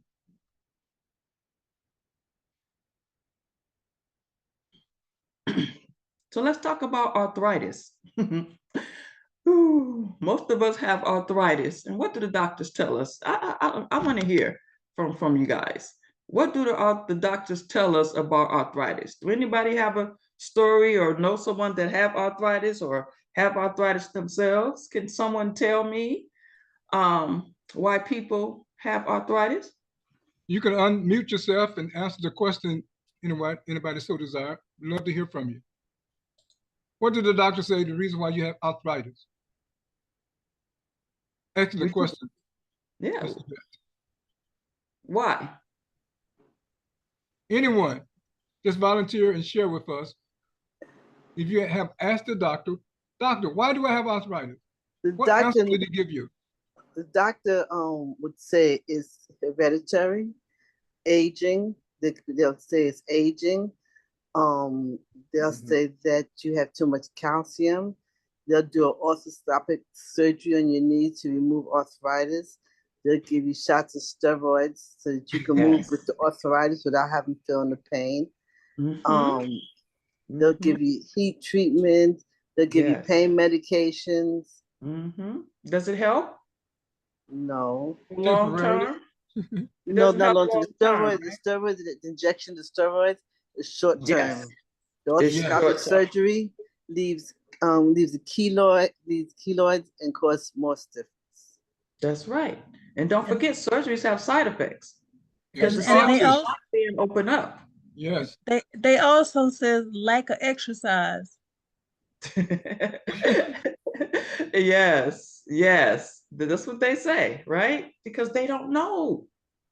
That's what I wanted to hear. They don't know. But you know, we've been talking about it today for the last hour. What causes arthritis? Lack of copper. Copper. Yes. Lack of copper. Lack of copper. Must be in all the joints. Must be in all the joints. Okay. Any joint problems, you need copper. People who have seizures. Do you know why some people have seizures? Who can answer that question? Lack of copper. There you go. Lack of copper. That's right. That's why people have seizures. You know, my cousin, my younger cousin, you know, she's been having seizures all her life. You know, she's on disability, very young and already on disability because she can't stop having seizures. The doctors don't know. They got her on 3-4 seizure medications and it's not stopping them. But now we know it's lack of copper. Unfortunately, yes, she grew up not having the best diet, eating out all the time. You know, those foods don't have the right nutrients in it.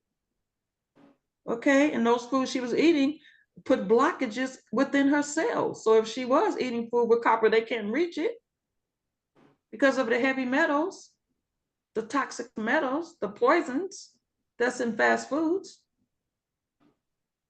Okay, so yes, that's another one, epilepsy. Epilepsy, that's it. Epilepsy, yes. Yeah, they give you Dilantin and Depakote for epilepsy. That's the two medications they give, and it has severe side effects. Absolutely. They're still ignoring the cells. Yes, and they're still having the seizures. Yes. So that tells you it didn't reach down to the low pressure area to clean them up. They don't clean. They suppress. Pharmaceuticals suppress to make you think you feel better. I'm not saying that they're not good for certain periods of time, but not long term. Just to get you stable and then go get your cells taken care of.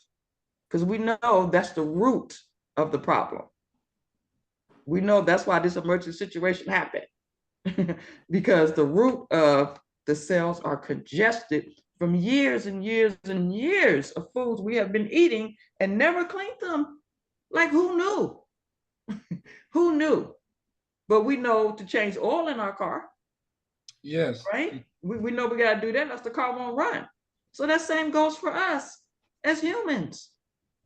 Think about it. We eat, we get congestion. People are constipated. We can't always eliminate the foods we eat. And imagine who's constipated. How much poisons they got in them. Okay? Think about that. Rheumatoid arthritis, deformed joints, All that is from lack of copper. Lack of copper.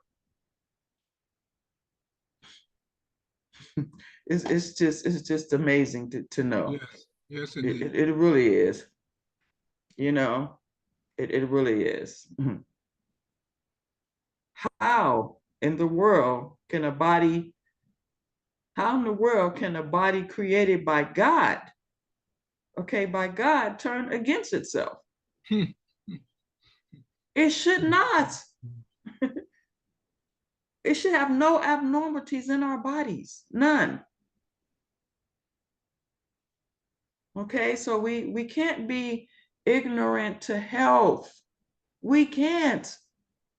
We can't. Not anymore. We have no excuses now. Okay, if we do not know about our health, we'll continue to let them get away with what they're doing. Yes.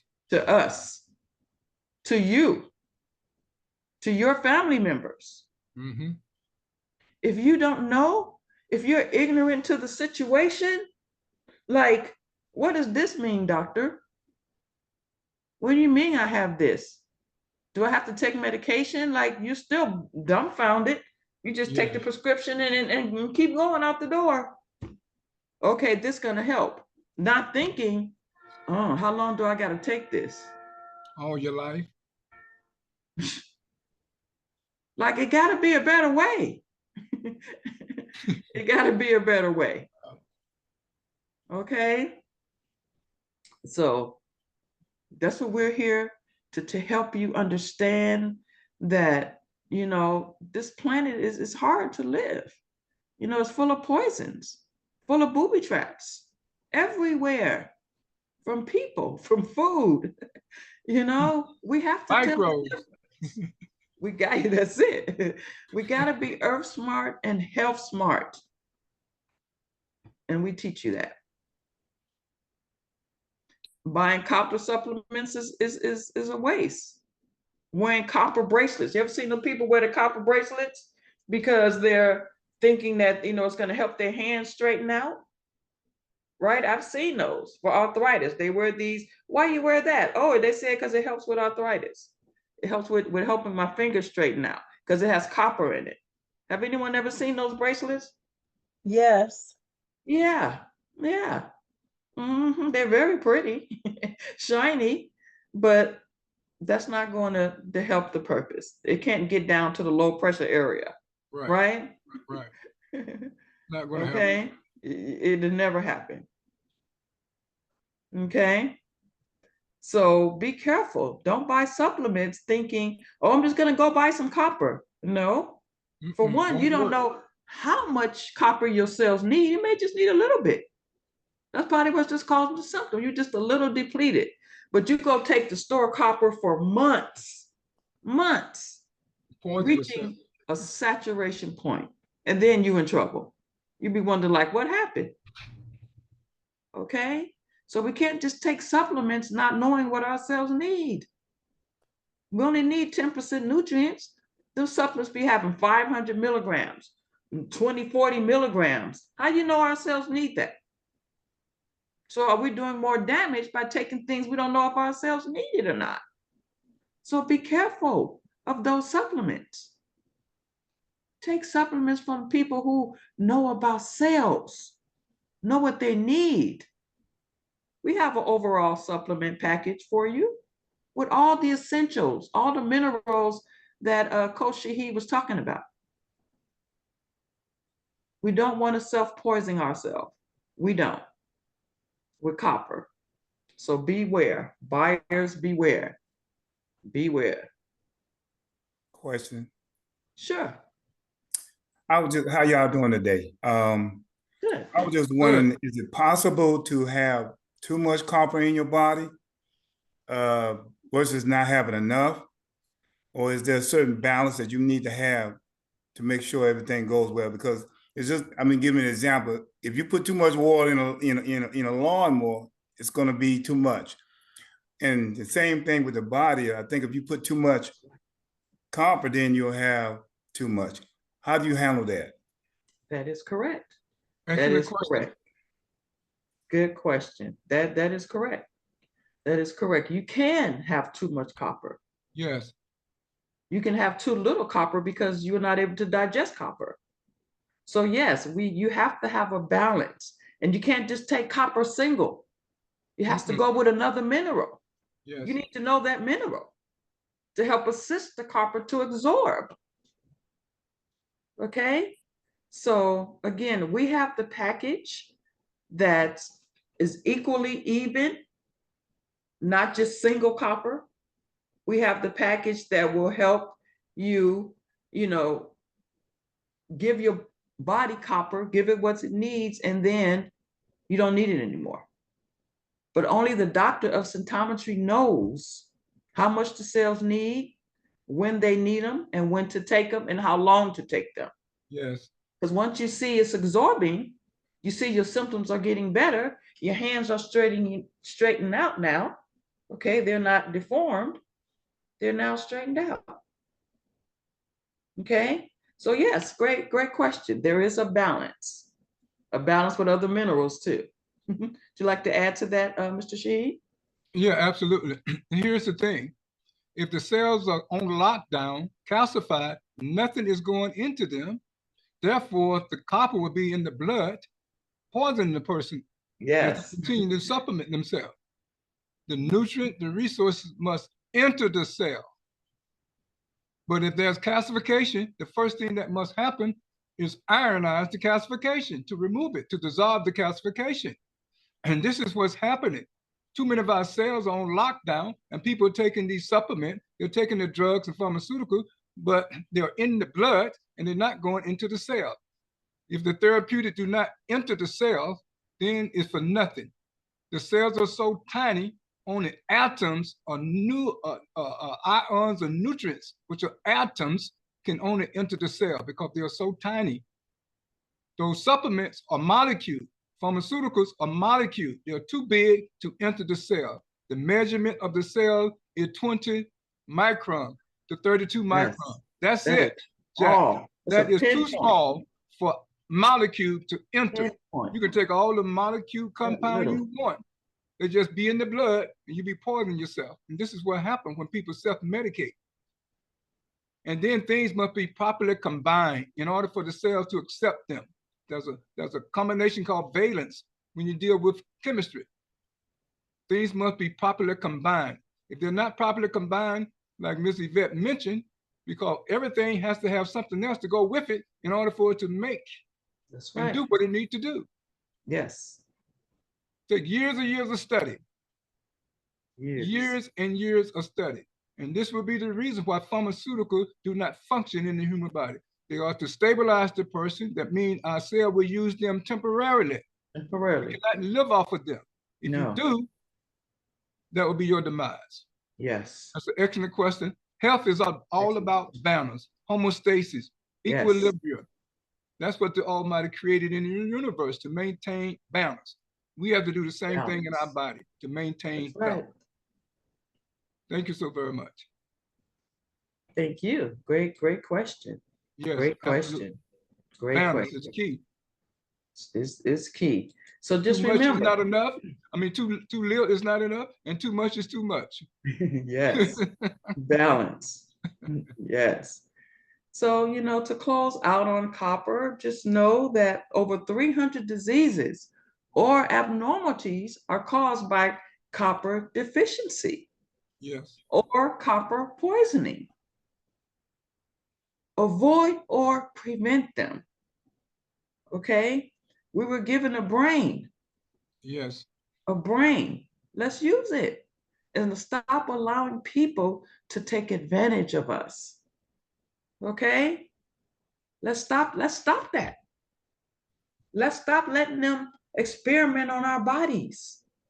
No. We have to be proactive. We got to take care of it ourselves. And it starts with selecting your foods, selecting the foods that have no heavy metals. You don't have to have cereal in the morning, do you? Absolutely. Now that you know it got heavy metals, why would you eat cereal that's going to block copper assimilation? when you think of it that way, you're like, no, that's it. It's not worth it. It's not worth it. It's not. Okay. Same with nuts. Is it worth it? Them nuts, even though it has copper in it, nuts have saturated fat. See, food, nutrients is mixed with non-nutrients. That's what makes food complex. That's why it's complex. Food has two sides. Two. One that nourishes you for energy, and one that can set you up for diseases. Yes. The constituents of foods, the preservatives in foods, the fungus in foods. You think you're a vegetarian, you thinking you're healthy? No, you're not. If you only knew what you were eating in them vegetables, in them salads. I wouldn't touch salad for nothing, especially the ones in the stores and at restaurants and at fast foods. Do you want to get sick with listeria? You don't know how they stored that salad? E. coli? You don't know if they threw that meat over here or over there? Like, we have to learn to get, friendly with our own kitchen. If you need help, we will teach you scientific eating and living, step by step, on video, whatever you need. Exactly. To learn this way of eating and living for your health. Thank you. Thank you so very much, Miss Yvette. That was excellent. Brothers and sisters, we have only a few minutes left, maybe about 5 or less. If anyone have any question, you can unmute yourself and ask your question with the few minutes that we have. And we certainly appreciate your time and attention today here on Optimal Health on AM 360. Anybody have a question or two? Yes, or just tell us what you learned today. Did it help you? Did it help you in any aspects? I want to mention the point that Miss Yvette talked about, the E. coli that is causes the food poisoning when you eat out in restaurants, especially eating raw foods like salads. Yes. It's from when you go to the bathroom and you see the sign that says, you have to wash your hands before leaving the bathroom. That sign is not there for the guests. It's not there for the customers. That's there for the staff, because the staff, the owner cannot tell the guests to wash their hands, but they can tell the employees to wash their hands. That's what that sign is there for, and it's there because employees do not wash their hands. Exactly. And that's how you get the food poisoning and E. coli, especially when eating the raw foods. That's right. And how you know you're not eating reheated food? Exactly. Allergen. Yeah. Anything food that they touch, because they don't wash their hands. That's why you have to have that sign there everywhere. They don't use gloves, If you can use gloves over, doesn't matter. The gloves are dirty. Yeah. Once you touch something else, they're contaminated. Yes. They're not changing them that often. No. Each time they prepare something, they should be exchanged. They should be replaced. And the gloves doesn't really protect their hands. You still, when you take the gloves off, you're supposed to wash your hands before putting another pair of gloves. Absolutely. Yes, you are. Yes, you are. And all of us have eaten at fast foods before, even worked there. Exactly. So we know what's happening there. So we know dust comes up when you sweep, gets on the meats and the fries. Particle waste everywhere. People sneeze in the restaurant. It goes everywhere. People sweat. You see a lot of people sweat over the food. You see a lot of people, and they're talking over the food. They're talking. And they're talking. There you go. And so people eating and talking. Be aware. Be aware. All kinds of things happening. Sometimes we do have to eat, but I do recommend having extra reversals on hand so you can protect yourself. Remember, we're here to help you be proactive. Notice things now. What was that question? Where did we order that? The reversals. Yes. Just let your health coach know that you want them, and then we'll facilitate that happening. Yes, and the copper supplement package. Yes. If you feel that you need it, talk to the doctor. He'll let you know if you need it and how much and how long. Okay, by you telling him your symptoms, and he'll tell you. He'll let you know, free of charge. Absolutely. Brother and sister, anybody else have a question? We got maybe one question more. Yes. And we're going to have to love questions. Excellent questions. And we certainly appreciate your time and attention today. Excellent. Yes, yes. So you could say that you've learned something today that you can take with you and think about and avoid and tell someone if you see someone with a deformed hand or have the symptoms that we talked about, refer or them had to a your stroke. coach. All those conditions can be reversed. Yes. Yes. But they need to do it in a timely manner before they reach the point of no return. Yes, especially strokes, for sure. Yes. Yes. Hey, this is Glenn. I got a question. Yes, sir. And it was regarding the those poisons, what elements? I know you mentioned a lot of the elements. Where can I find that so I can make sure ain't none of that's in my food? You have a health coach. I'll facilitate you getting a copy of that. Okay, great, beautiful. Those are called the mineral of life, and also have the mineral that would do your life in too. On that right, exactly. 20 of them. Be careful. Read the label. Yes. Yeah. And we do read the labels. We do read the labels, and so we have been finding, I think so many things have biodegradable stuff in all the foods that used to didn't have it. Now it's like it's laden with all the foods. And it's kind of scary because just about everything we picked up, we was like, what? You can't eat that, can't eat this, can't eat that, because it's biodegradable. Or bioengineered. I'm sorry, I said biodegradable. Yeah, bioengineered. Yeah, bioengineered, which means it was made in the laboratory. Yes. It's not from the ecosystem. Yes. Check your pancake boxes. Okay. Oh, yeah. It says it there. Yes. GMO. Okay. We'll talk about that on another show. What GMO is. GMO food for over 50 years in the country. Yes. What over GM 50 is. years. We think it just happened yesterday. Over 50 years. Yes, they didn't know it. They didn't have no idea. I guess when we grew up, we were used to grapes with seeds, watermelons with seeds. Yes. And then that's the real food. Right. Then it all just disappeared. Absolutely. Because watermelon doesn't have any seeds. And then when we do get one with seeds, then when we do get one with seeds, the inside is like it's rotten, deteriorating from inside out. Right. Because the way they put it in the soil. Okay. So, watermelon has two sides too, but you just got to be careful not to overdo it. Don't overdo it. Don't overdo anything. Don't overdo anything. When you do have it, wait a week, wait another week, so your body can get a chance to, the enzymes get a chance to eat up the acids from that watermelon that harms us. Okay. Right. So, brothers and sisters, we have reached the end of our program. We certainly appreciate Brother Glenn. That's an excellent question. And so, brothers and sisters, please go to the website of the American School of Symptometry. That website is amsos.org. We have many articles posted there. And the article that we shared today is posted there. You can go there and read it on your own. Take your time, step by step, and read each word.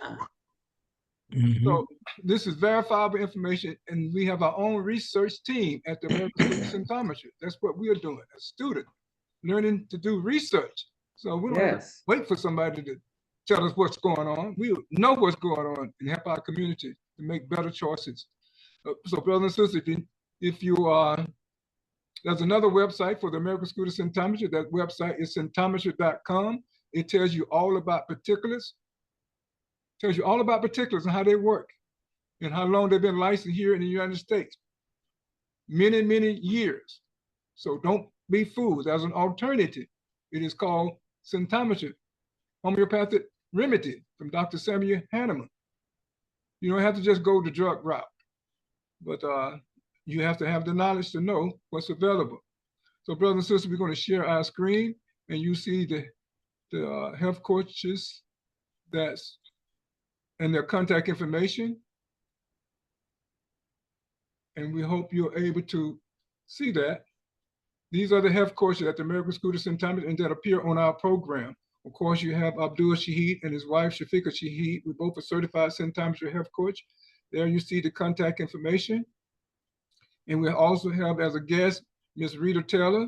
You see her contact information. She specializes in pregnancy management program. Very, very, very important program. Start at the beginning with your health, with the health of your child. Start at the very beginning.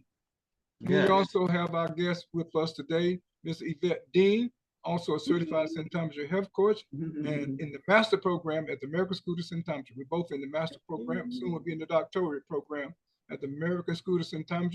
On our way to be the doctor of St. Thomas, a very, very needed profession in our community to help people to reverse their diseases and put things back to normalcy. So brothers and sisters, we have reached the end of our program. We again thank you for being here with us.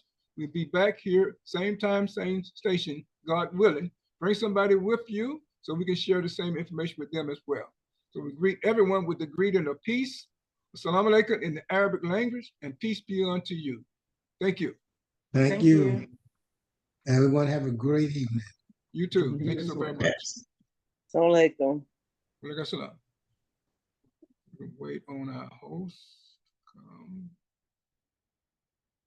Yes, and last week with information about a meeting on Tuesday. Is that this Tuesday also? Yes, I'll make sure you get that information. Yeah, we have a program on Tuesday.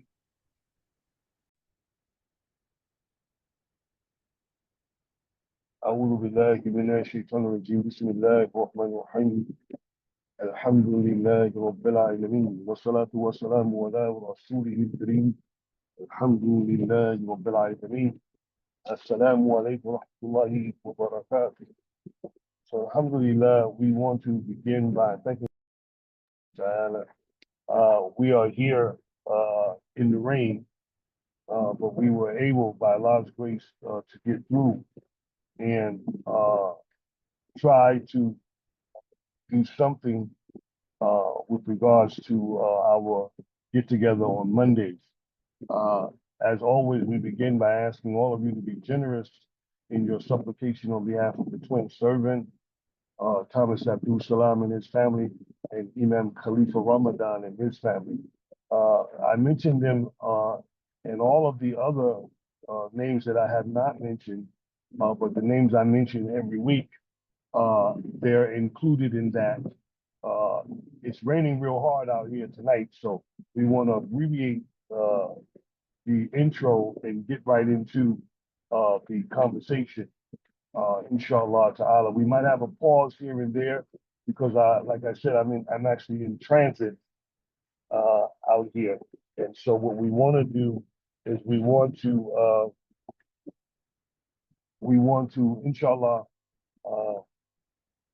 convey a short message. And if we could do so through the process of us traveling, it would even be better. We won't abbreviate it too much. In fact, we won't even consider it short. We'll just try to use our time, but also let you know that we are in transit. Today, we have a few weeks left before the 50th anniversary WDM leadership. And we want all of you to know that it is important for us to be present. I hope and pray that those of you who are on the line, that you will be present, or you intend on sending someone, or you intend on being involved in some way, shape, or form. It's important because it's part of our legacy, it's our heritage. It is, in fact, one of the beauties of the mission. And so, with that being said, dear brothers and sisters, we want to open up with a verse from the Quran, where Allah says, أعوذ بالله من الشيطان الرجيم يا أيها الذين آمنوا اتقوا الله وتنظر نفس ما قدمت لغد. And here Allah is calling our attention and He says, "Oh, you believe,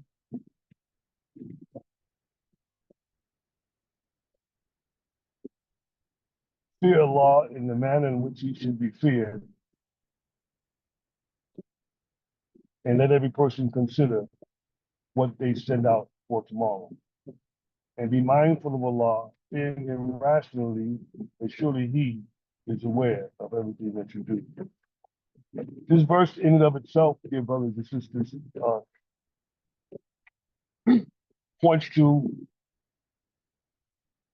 the idea behind the term wiratha. Wiratha means legacy. And legacy from the same root, waratha, is term he inherited, mirath, inheritance. Wiratha is the term that's derived from the two, and it means legacy. And legacy for us, dear brothers and sisters, is something that cannot be claimed by others, that no one can lay claim to but ourselves.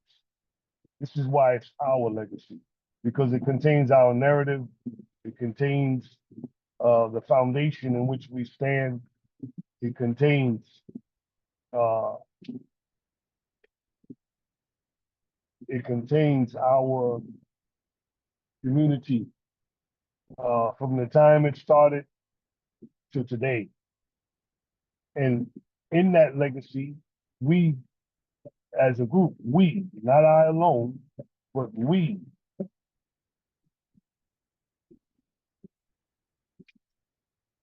are part of that narrative.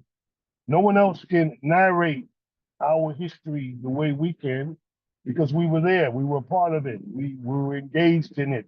We saw the leadership with our own eyes, and we saw the progress. We see it now. And so Allah says, let every person consider what they leave behind, what they send out for tomorrow. And the implication is, what is your legacy? We hear the term Warith bin Muhammad, rahimahullah. It's a title, Warithuddin, the inheritor of the religion, the inheritor of the debt. What's the debt, dear brothers and sisters? What we owe to Allah subhanahu wa ta'ala. We owe Him in our prayers. We owe Him in our appreciation. We owe Him in all the things that we have in life. We owe Him the life that He gave us when we had no life. And so the legacy starts with the idea behind us clearing the debt. You start your day, you owe the salat, right? You start Fajr, then you're going to owe Dhuhr, you clear that up. You owe Asr, you clear that up, then you're into Maghrib. You clear that up, and then you're at Isha, and then you start again the next day, owing the debt of prayer and supplication and praises and glorifications to Allah subhanahu wa ta'ala. So your whole life becomes a time in which you are clearing a debt, right? We're making sure that we're giving Allah what is due. So we say all praise is due to Allah, right? So at the same time, the debts we owe are due to Him. All of the things that we have been given, there's a debt attached to it. What's the debt?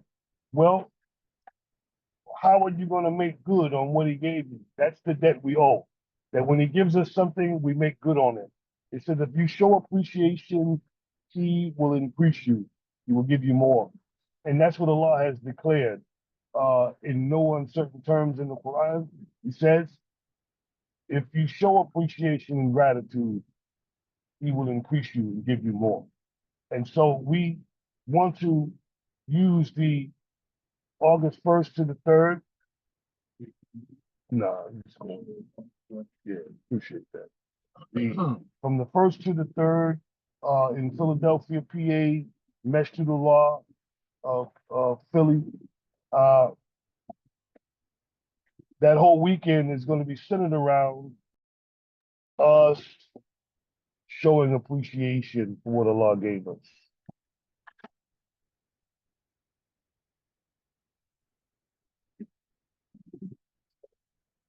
And that's important for us, dear brothers and sisters. And so, with that being said, if anyone has any comments, we want to, because I'm going to be transitioning into the building. It's raining, so I'm not going to hang up. I'm just going to stop for 1 second. If anyone has any comments, please feel free. And we will most certainly recognize. Inshallah.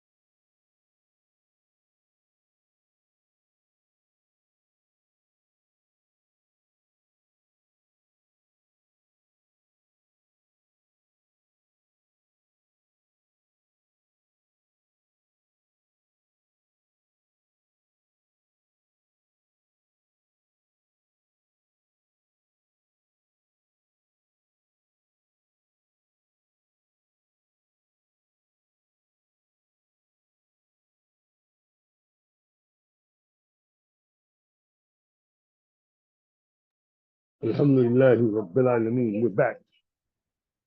Inshallah. It's a rainstorm out here in New York City. It's coming down real hard. And so we had to stop for a second, get back in here. And so,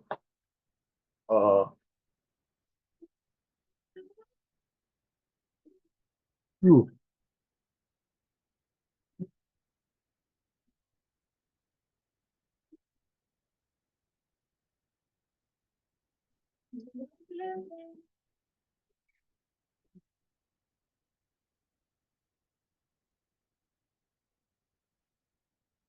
yeah.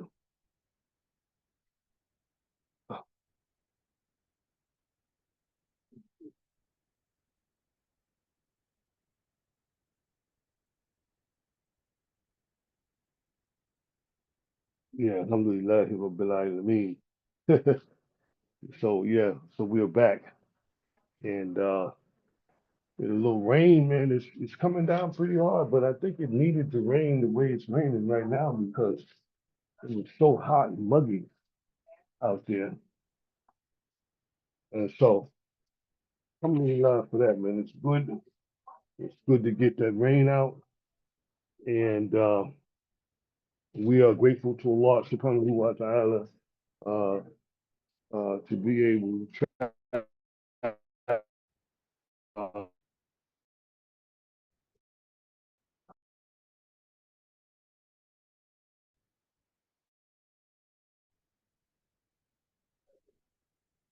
Yeah, so we're grateful to Allah subhanahu wa ta'ala. And so, having in a couple of weeks in Philadelphia is a good way in which we can celebrate the legacy, the service, the sacrifice of Imam Dr. Warathuddin Muhammad. And if nothing else, dear brothers and sisters, it's a strong showing that our community is still alive and well, that we're still here, and that the mission hasn't changed. It's still remake the world. It's still our journey toward excellence. It's still a work that's in progress. But the generations of people that we see now, we have some generations now. We have, that successive generation of young people. It's a succession of young people. The people that were the adults then, when I was a kid, they're grandparents and great grandparents now. And some of them are great great grandparents, and their children are in the community. Their children have been introduced to Islam. And so 50 years, that's a long time to have that leadership in place and the people to be following for that period of time, because then their people begin to follow. My children now are actually in our community. And it's important for us to understand that we are not in no way, shape, or form, dear brothers and sisters, a community that is going extinct. We're alive and well in all of the major cities. You can find us. We'd love to see our unity revived, but this will be a starting point. This will be a starting point for us to reconcile that. And so that when we do get back together, our events will be similar in number in terms of the people coming out, people showing interest, to see how we're doing after all this time. We pray Allah subhanahu wa ta'ala for the continued success of the community of Imam Dr. Rafi Muhammad, the community that was founded by him, the community that was introduced to Prophet Muhammad, peace and blessings be upon him, by him, the community that was introduced to the Quran, that was introduced to Tawheed by him, this community that did not do it with the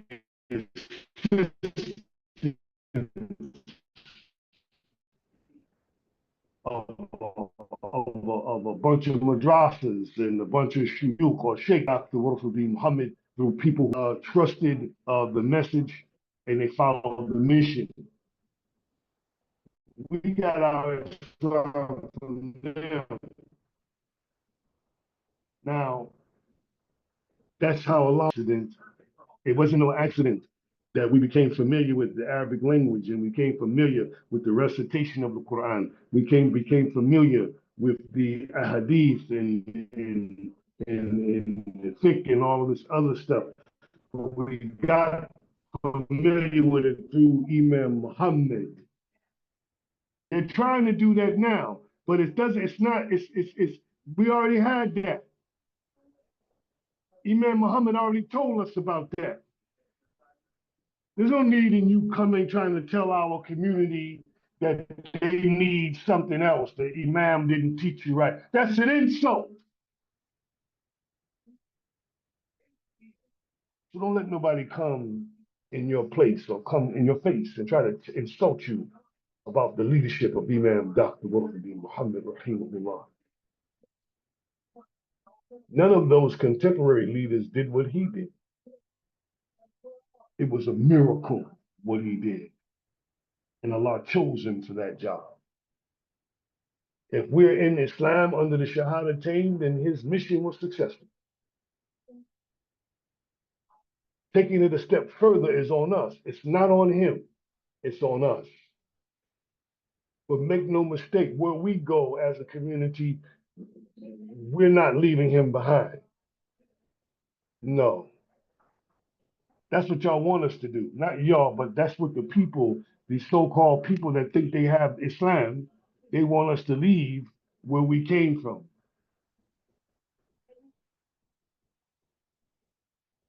And I'm here to say to you,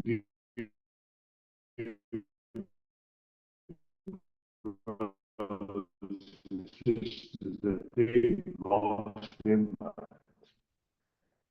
May Allah help us to make some comments. Please feel free. May Allah continue to bless us. I mean.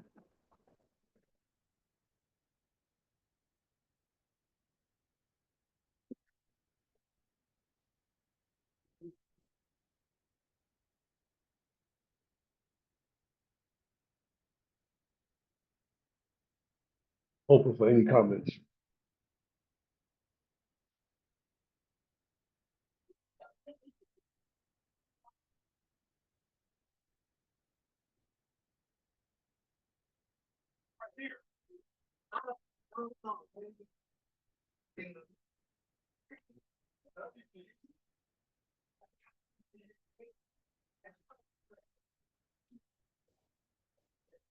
No, keep going.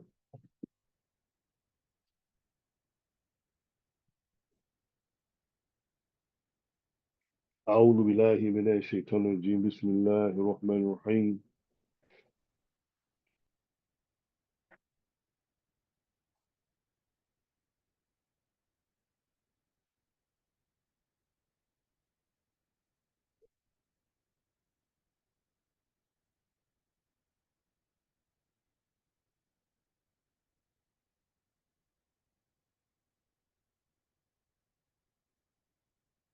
So I had to come out of that stuff I had on because it was just too wet. And so we want to share with you, and we're going to see if we can figure this out, something from our history. from our history, dear brothers and sisters. One of the archives, we want to go into that and share that with you this evening for the second part of our talk. And maybe, inshallah, you guys can derive some benefit from it. Derive some benefit from the teachings of Imam Dr. Wafiddin Muhammad.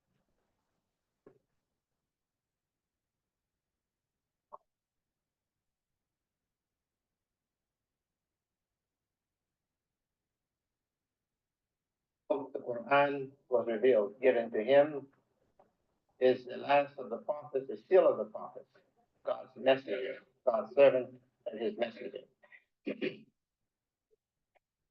He is our example for good behavior and for good character and for productive work that Allah created every human being for. Hence, God says, Muhammad is a model, is an excellent model for any who believes in God and believes in being accountable to God. This is what God says to us in our holy books of Quran. So Muhammad is not just a model for Muslims. He's a model for human beings, for all people. A model for any who believes in God and believes in being accountable to God. And Allah, God says of him again, so that he's for all people. God says, Muhammad is a mercy to all mankind. And mercy to all the world. This is Muhammad. We cannot make this religion small. It's not small. Maulana al-Duni, perhaps the most popular of the recent reformers, scholars who reform, who bring Muslims back from deviations, who bring Muslims back from a dull life to have enthusiasm, drive, reformer. Maulana Maududi said on Mount Arafat some years back, I happened to be there myself, long time ago, must have been 40 years ago. And Maulana Maududi learned that the son of Elijah Muhammad was making a Hajj, and it was on Mount Arafat at the time. So he told his people to go to the son of Elijah Muhammad and tell him I invited him to come to my tent. I did. I came to his tent. Pakistani always have, and when I walked up to him, he greeted me and asked me to sit near him. Then he began to speak to those who were in Islam is a religion or an ideology for the reformation or the reform of the whole world. And that means Islam is a universal message. It's for all people. It's for all lands, all nations, all people. And if we understand the Christianity, it is the same. It is a message to all people.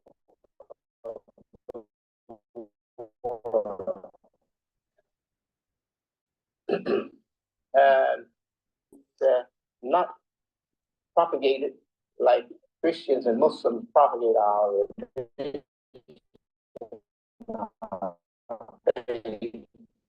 But Judaism also is a religion, a guidance from God to all people. And it was Judaism that was extended to the world of the Europeans and others, to the whole world. by Jewish leaders, and as a result, there's a new mission and the New Testament. So we can't separate these groups. We speak of them as Abrahamic faith. We all identify Adam as our first father.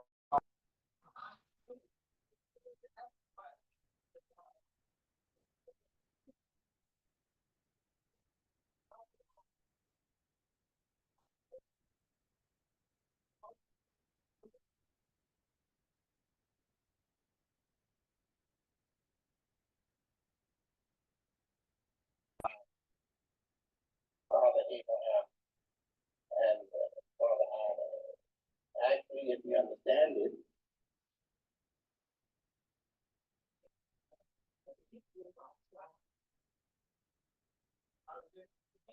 he extends into Abraham on another plane, and a second father comes out of him.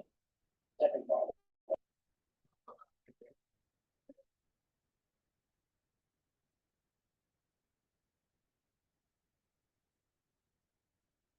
And Jesus and Christian teaching being the second half.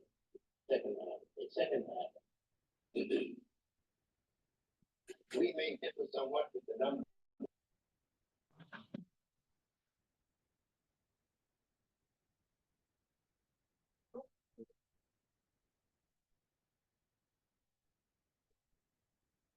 Tending upward to gain more and all of its life that God wants for it. So it is life expanding, life rising up. As God says, and He has created us as a plant that cursed a little seed like a dead thing under the soil, under the earth, and it comes out and it grows upward until it reaches its fullness, or its maturity, or its fullness as a life, completeness as a life. And God says in the parable of human life is the parable of a plant, or that of a plant, meaning it starts from nothing. You can't hardly see it. It's in the bird in the earth. Our children, they start in our mothers' bodies and the bodies of their mothers, and we don't even know they're there until she tells us. And we don't see it for 9 months or until it reaches the stage when it wants to get out of that small confine and get into this big world of ours. Then we see it, and it kind of turns over just before it comes out. It's sitting up, and then it turns over, puts its head down and comes right out. Puts his head down and comes right out. Says, unless you become as little babes, that means we have to stop standing up so straight and so rigid. And we have to humble ourselves to the fullest extent before our Maker, the Lord, creator of everything. That's what religion is all about. It is about being complete in your recognition of God. If you recognize Him, then be complete in that recognition. Don't put your small time thing before your duty to God. Yes, our religion says in the holy book, in our holy book, save yourselves and your families from fire. This fire is the fire of human passions. Script writers called poets, they have, since time began, I guess, for writers, they have always referred to human passions as fire. And our singers in our region time, they sang songs of that fire. And they call love a flame, a strong passion, a strong appetite. We have to save ourselves from the fire. Now, isn't it something how man can become scientific and know all about human nature? He knows the science of blood, bones, the heart, everything, the eye, the science of sexuality, and a fine woman can make him nothing but a dog. It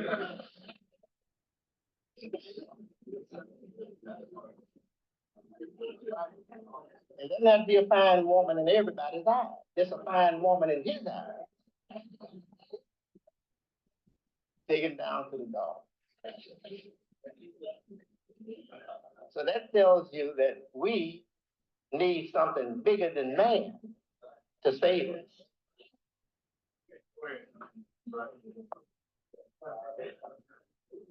Especially in these times when life is all about styling. We need something bigger in our lives, bigger than styling. Many of us don't know we're styling. Now, I used to wear a FOI suit. And believe me, when I put it on, I just felt it. I felt like my manhood woke up in here. You know, I felt like I had authority I didn't have before. And I was styling.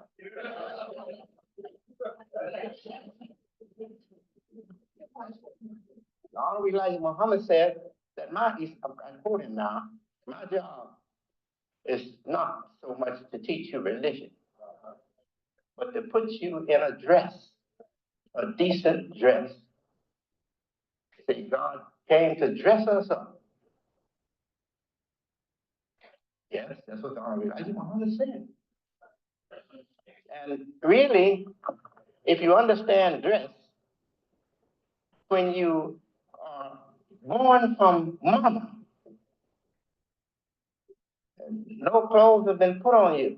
The doctor got you, or the nurse took you, or you delivered, and there's the baby naked. Say the baby is naked. Why do we wear clothing? We wear clothing because we are naked in our own minds. The horse come here, dressed for cold weather, whatever. But we don't. We don't come here dressed up. We come here naked in our mind. But now let's look again. What is clothing for? What is clothes for? Clothing is a protection. Clothing protects me from bad weather. Clothing protects me from exposure, from exposing myself to everybody. So it's a private thing. It helps me preserve my privacy. And I want to look good in my clothing. So you buy nice clothing, you should. You want to look good in your clothing. But what we have to understand is that the first clothing is the clothing of human life. Human life. Human life in its innocence and in its purity. Human life in its innocence and in its purity. No wonder the question was asked to Adam in Genesis of the Bible. Who told you you were naked? And in our Quran is reference to the same situation where God says, and it was the Satan, the shaitan, devil, the first deceiver, and the worst of all deceivers. It was that one that seduced you and your mate to come out of the original clothing that God put you in. And says, and that was the clothing of righteousness. The clothing of righteousness. So what is that saying? Righteousness is not something a preacher has to give you. preaching the Bible. Righteousness is something that you were created with. You were created to be righteous. Righteousness is your nature. It's an inherent quality that we are born with. The need and the drive to be correct, truthful, clean, decent, trustworthy, righteousness, sincere. Yes, that's all in the baby, in the nature of the baby's nature. When the baby's born, he's born already with all of that. There was a time in the history of criminology in the United States that I read as a student studying for this job, when criminology in the United States had taken a backward move and was believing, yes, it didn't last long, believing that if they would sterilize, kill the nature to reproduce in the criminal, kill it by sterilizing them, and they would save society from criminals that would be born from criminals. They soon established that that was incorrect, was false. And they said that criminology cannot come from a parent to a child. So it's learned. It's not inborn. It's not born with the baby. It's learned from the world, learned in the world. Now, many of us perhaps are not living to go to heaven, but you should be. And let me tell you something. You've already been in heaven. When you were in your mother, you were in heaven. And when you came before the world, punished you, or left bad influences on you, you were in heaven. And whether you believe it or not, it took me all these years, but I'm in heaven. I was in heaven as a baby, and I'm in heaven again because I found the way back to heaven. And when you hear God says, and to him you must return, he only means return to the person that he created. Return means, like they say, I wish my child would come back.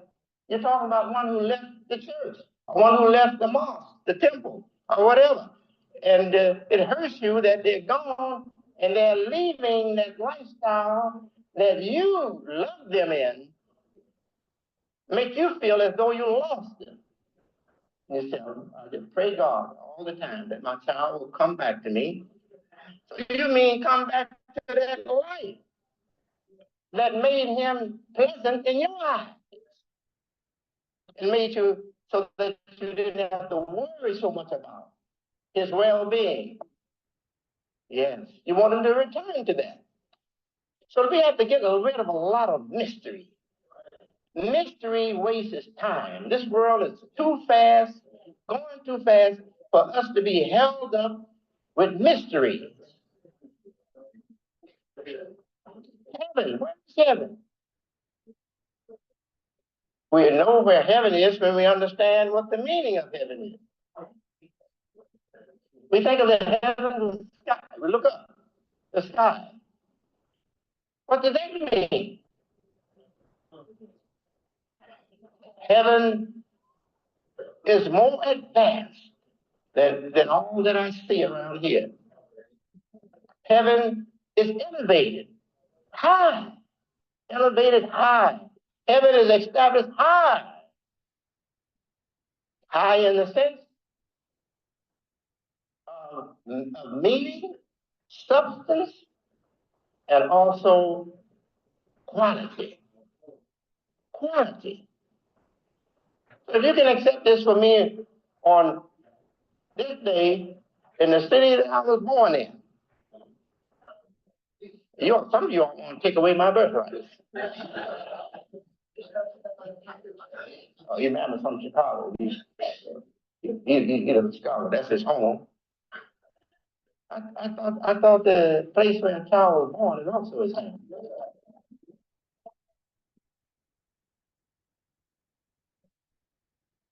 And he should never lose that home. Yeah. Yeah. So, yes, I was born in Detroit, and Detroit is my home.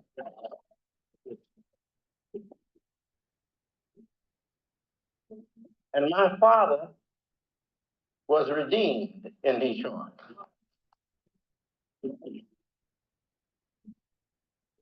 And became a new person, a new man. And did wonderful things and earned the title honorable. Elijah Honor. Yeah.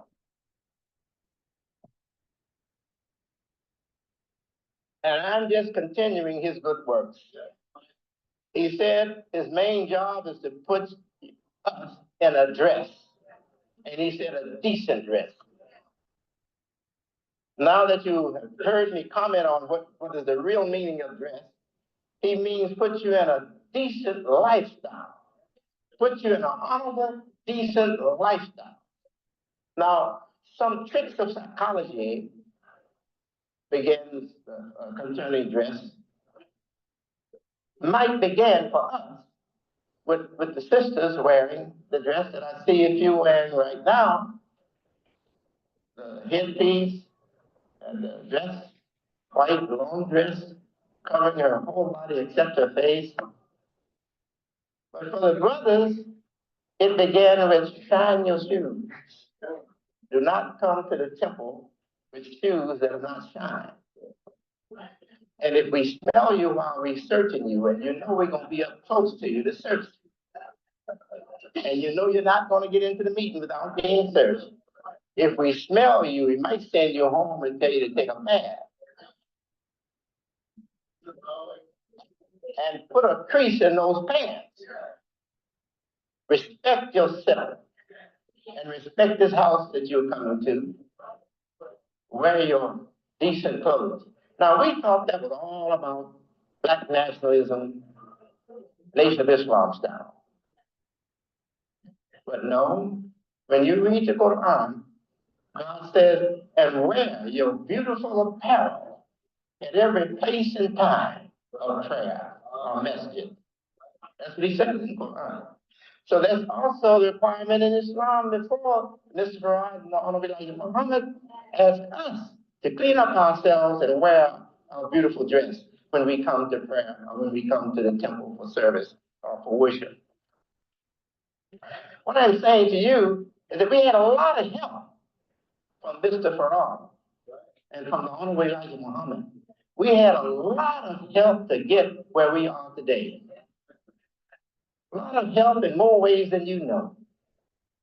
A lot of help to your leader now that you say is your leader, if W.D. Muhammad, I call him my imam too, Imam W.D. Muhammad.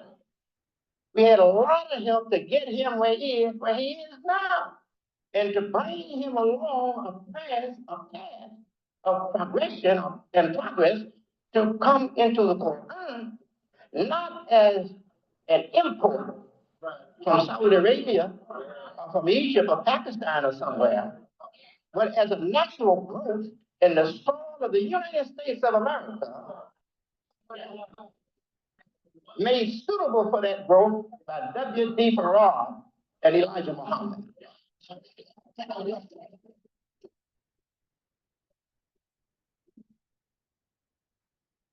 Honorable Elijah Muhammad put us in a new dress. There was a student at the time he was doing his dissertation for his PhD. His name is Asian Udum. He was African. Long time ago. This was before Malcolm got popular. And he asked Honorable Elijah Muhammad, he said, for my dissertation that I'm writing for PhD, can I interview some of the ministers and some of the regular followers? Honorable Elijah Muhammad gave him permission. He interviewed me, he interviewed other ministers, he interviewed Minister James Shabazz, before he passed, we called him Sheikh James Shabbat. He interviewed him, he interviewed Muhammad, and he came to the conclusion after he studied the following and temple of Islam or nation of Islam on Elijah Muhammad, he came to the conclusion that the Honorable Elijah Muhammad's main work was the work of bringing African Americans into a new culture, And another word for culture is dress, isn't it? Into a new culture or into a new cultural dress. That was his conclusion. Now, let me come back to this. I spent a lot of time on dress. Because your dress has become so inflammable.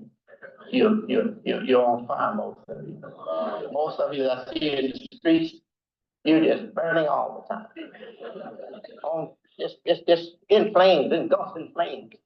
Because you're wearing volatile clothing. Well, anyway, when you think of dress, how dress influences personality, how it influences ego. It can make, had no strength in him to stand up straight. He goes sad, droopy. Yeah, no. You put him in a uniform, and you don't have to give him a gun or a weapon. Just put him in a uniform and put some medals up here on his chest and stuff. And that guy perk up. Fellas, come on, fellas. When I was a little boy, about 8 or 9 years old, there was a corner near us, a busy corner, and there was a guy would be out there at a certain time every day. He had his own uniform. He took some pop bottle caps, and he stuck them to his stuck them on his coat, so they look like medals. And he'd be out there directing fellas. Directing traffic, I mean. Come on, hey, get up. He was somebody. Now, I'm ashamed to admit this, but it happened to me. It was a long time before I went to the movies. In the Temple of Islam, you couldn't go to the movies. You could be actually put out of the Temple of Islam if they found out you had gone to the movies. So this time I went to this movie. It was John Wayne, you know, Duke, big Duke. I saw this John Wayne movie. You know, he had a special walk, didn't he? John Wayne had a special walk. He walked like he feared nothing, and nothing should mess with him. And he held his hand kind of like he was ready to draw at any time. Even though he was walking, one hand was swinging, wasn't getting too far away from the pistol. I watched that movie for about an hour and 15 and a half, I guess, more. I came out of there walking like Duke, walking like John Wayne. I'm moving like him. I'm in his spirit. He passed his spirit on to me. And I'm seeing myself in his clothes and his hat, all right? His boots with his gun. So there I am.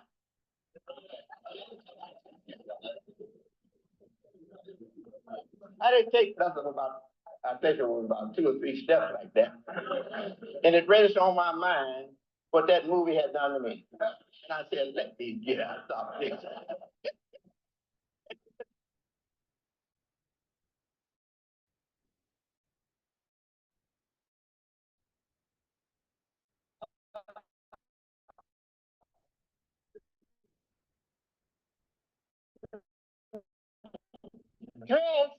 Dress can reach your soul inside of you and influence your soul to want to agree with the dress you're wearing. So now the man, thinking he's naked, suggests that he clothes himself. Yes. Now, passions. Strong appetite. Love is a passion. Hate is a passion. Any appetite in extreme that affects the heart and causes the heart to register the appetite. You give your heart to it. It's a passion.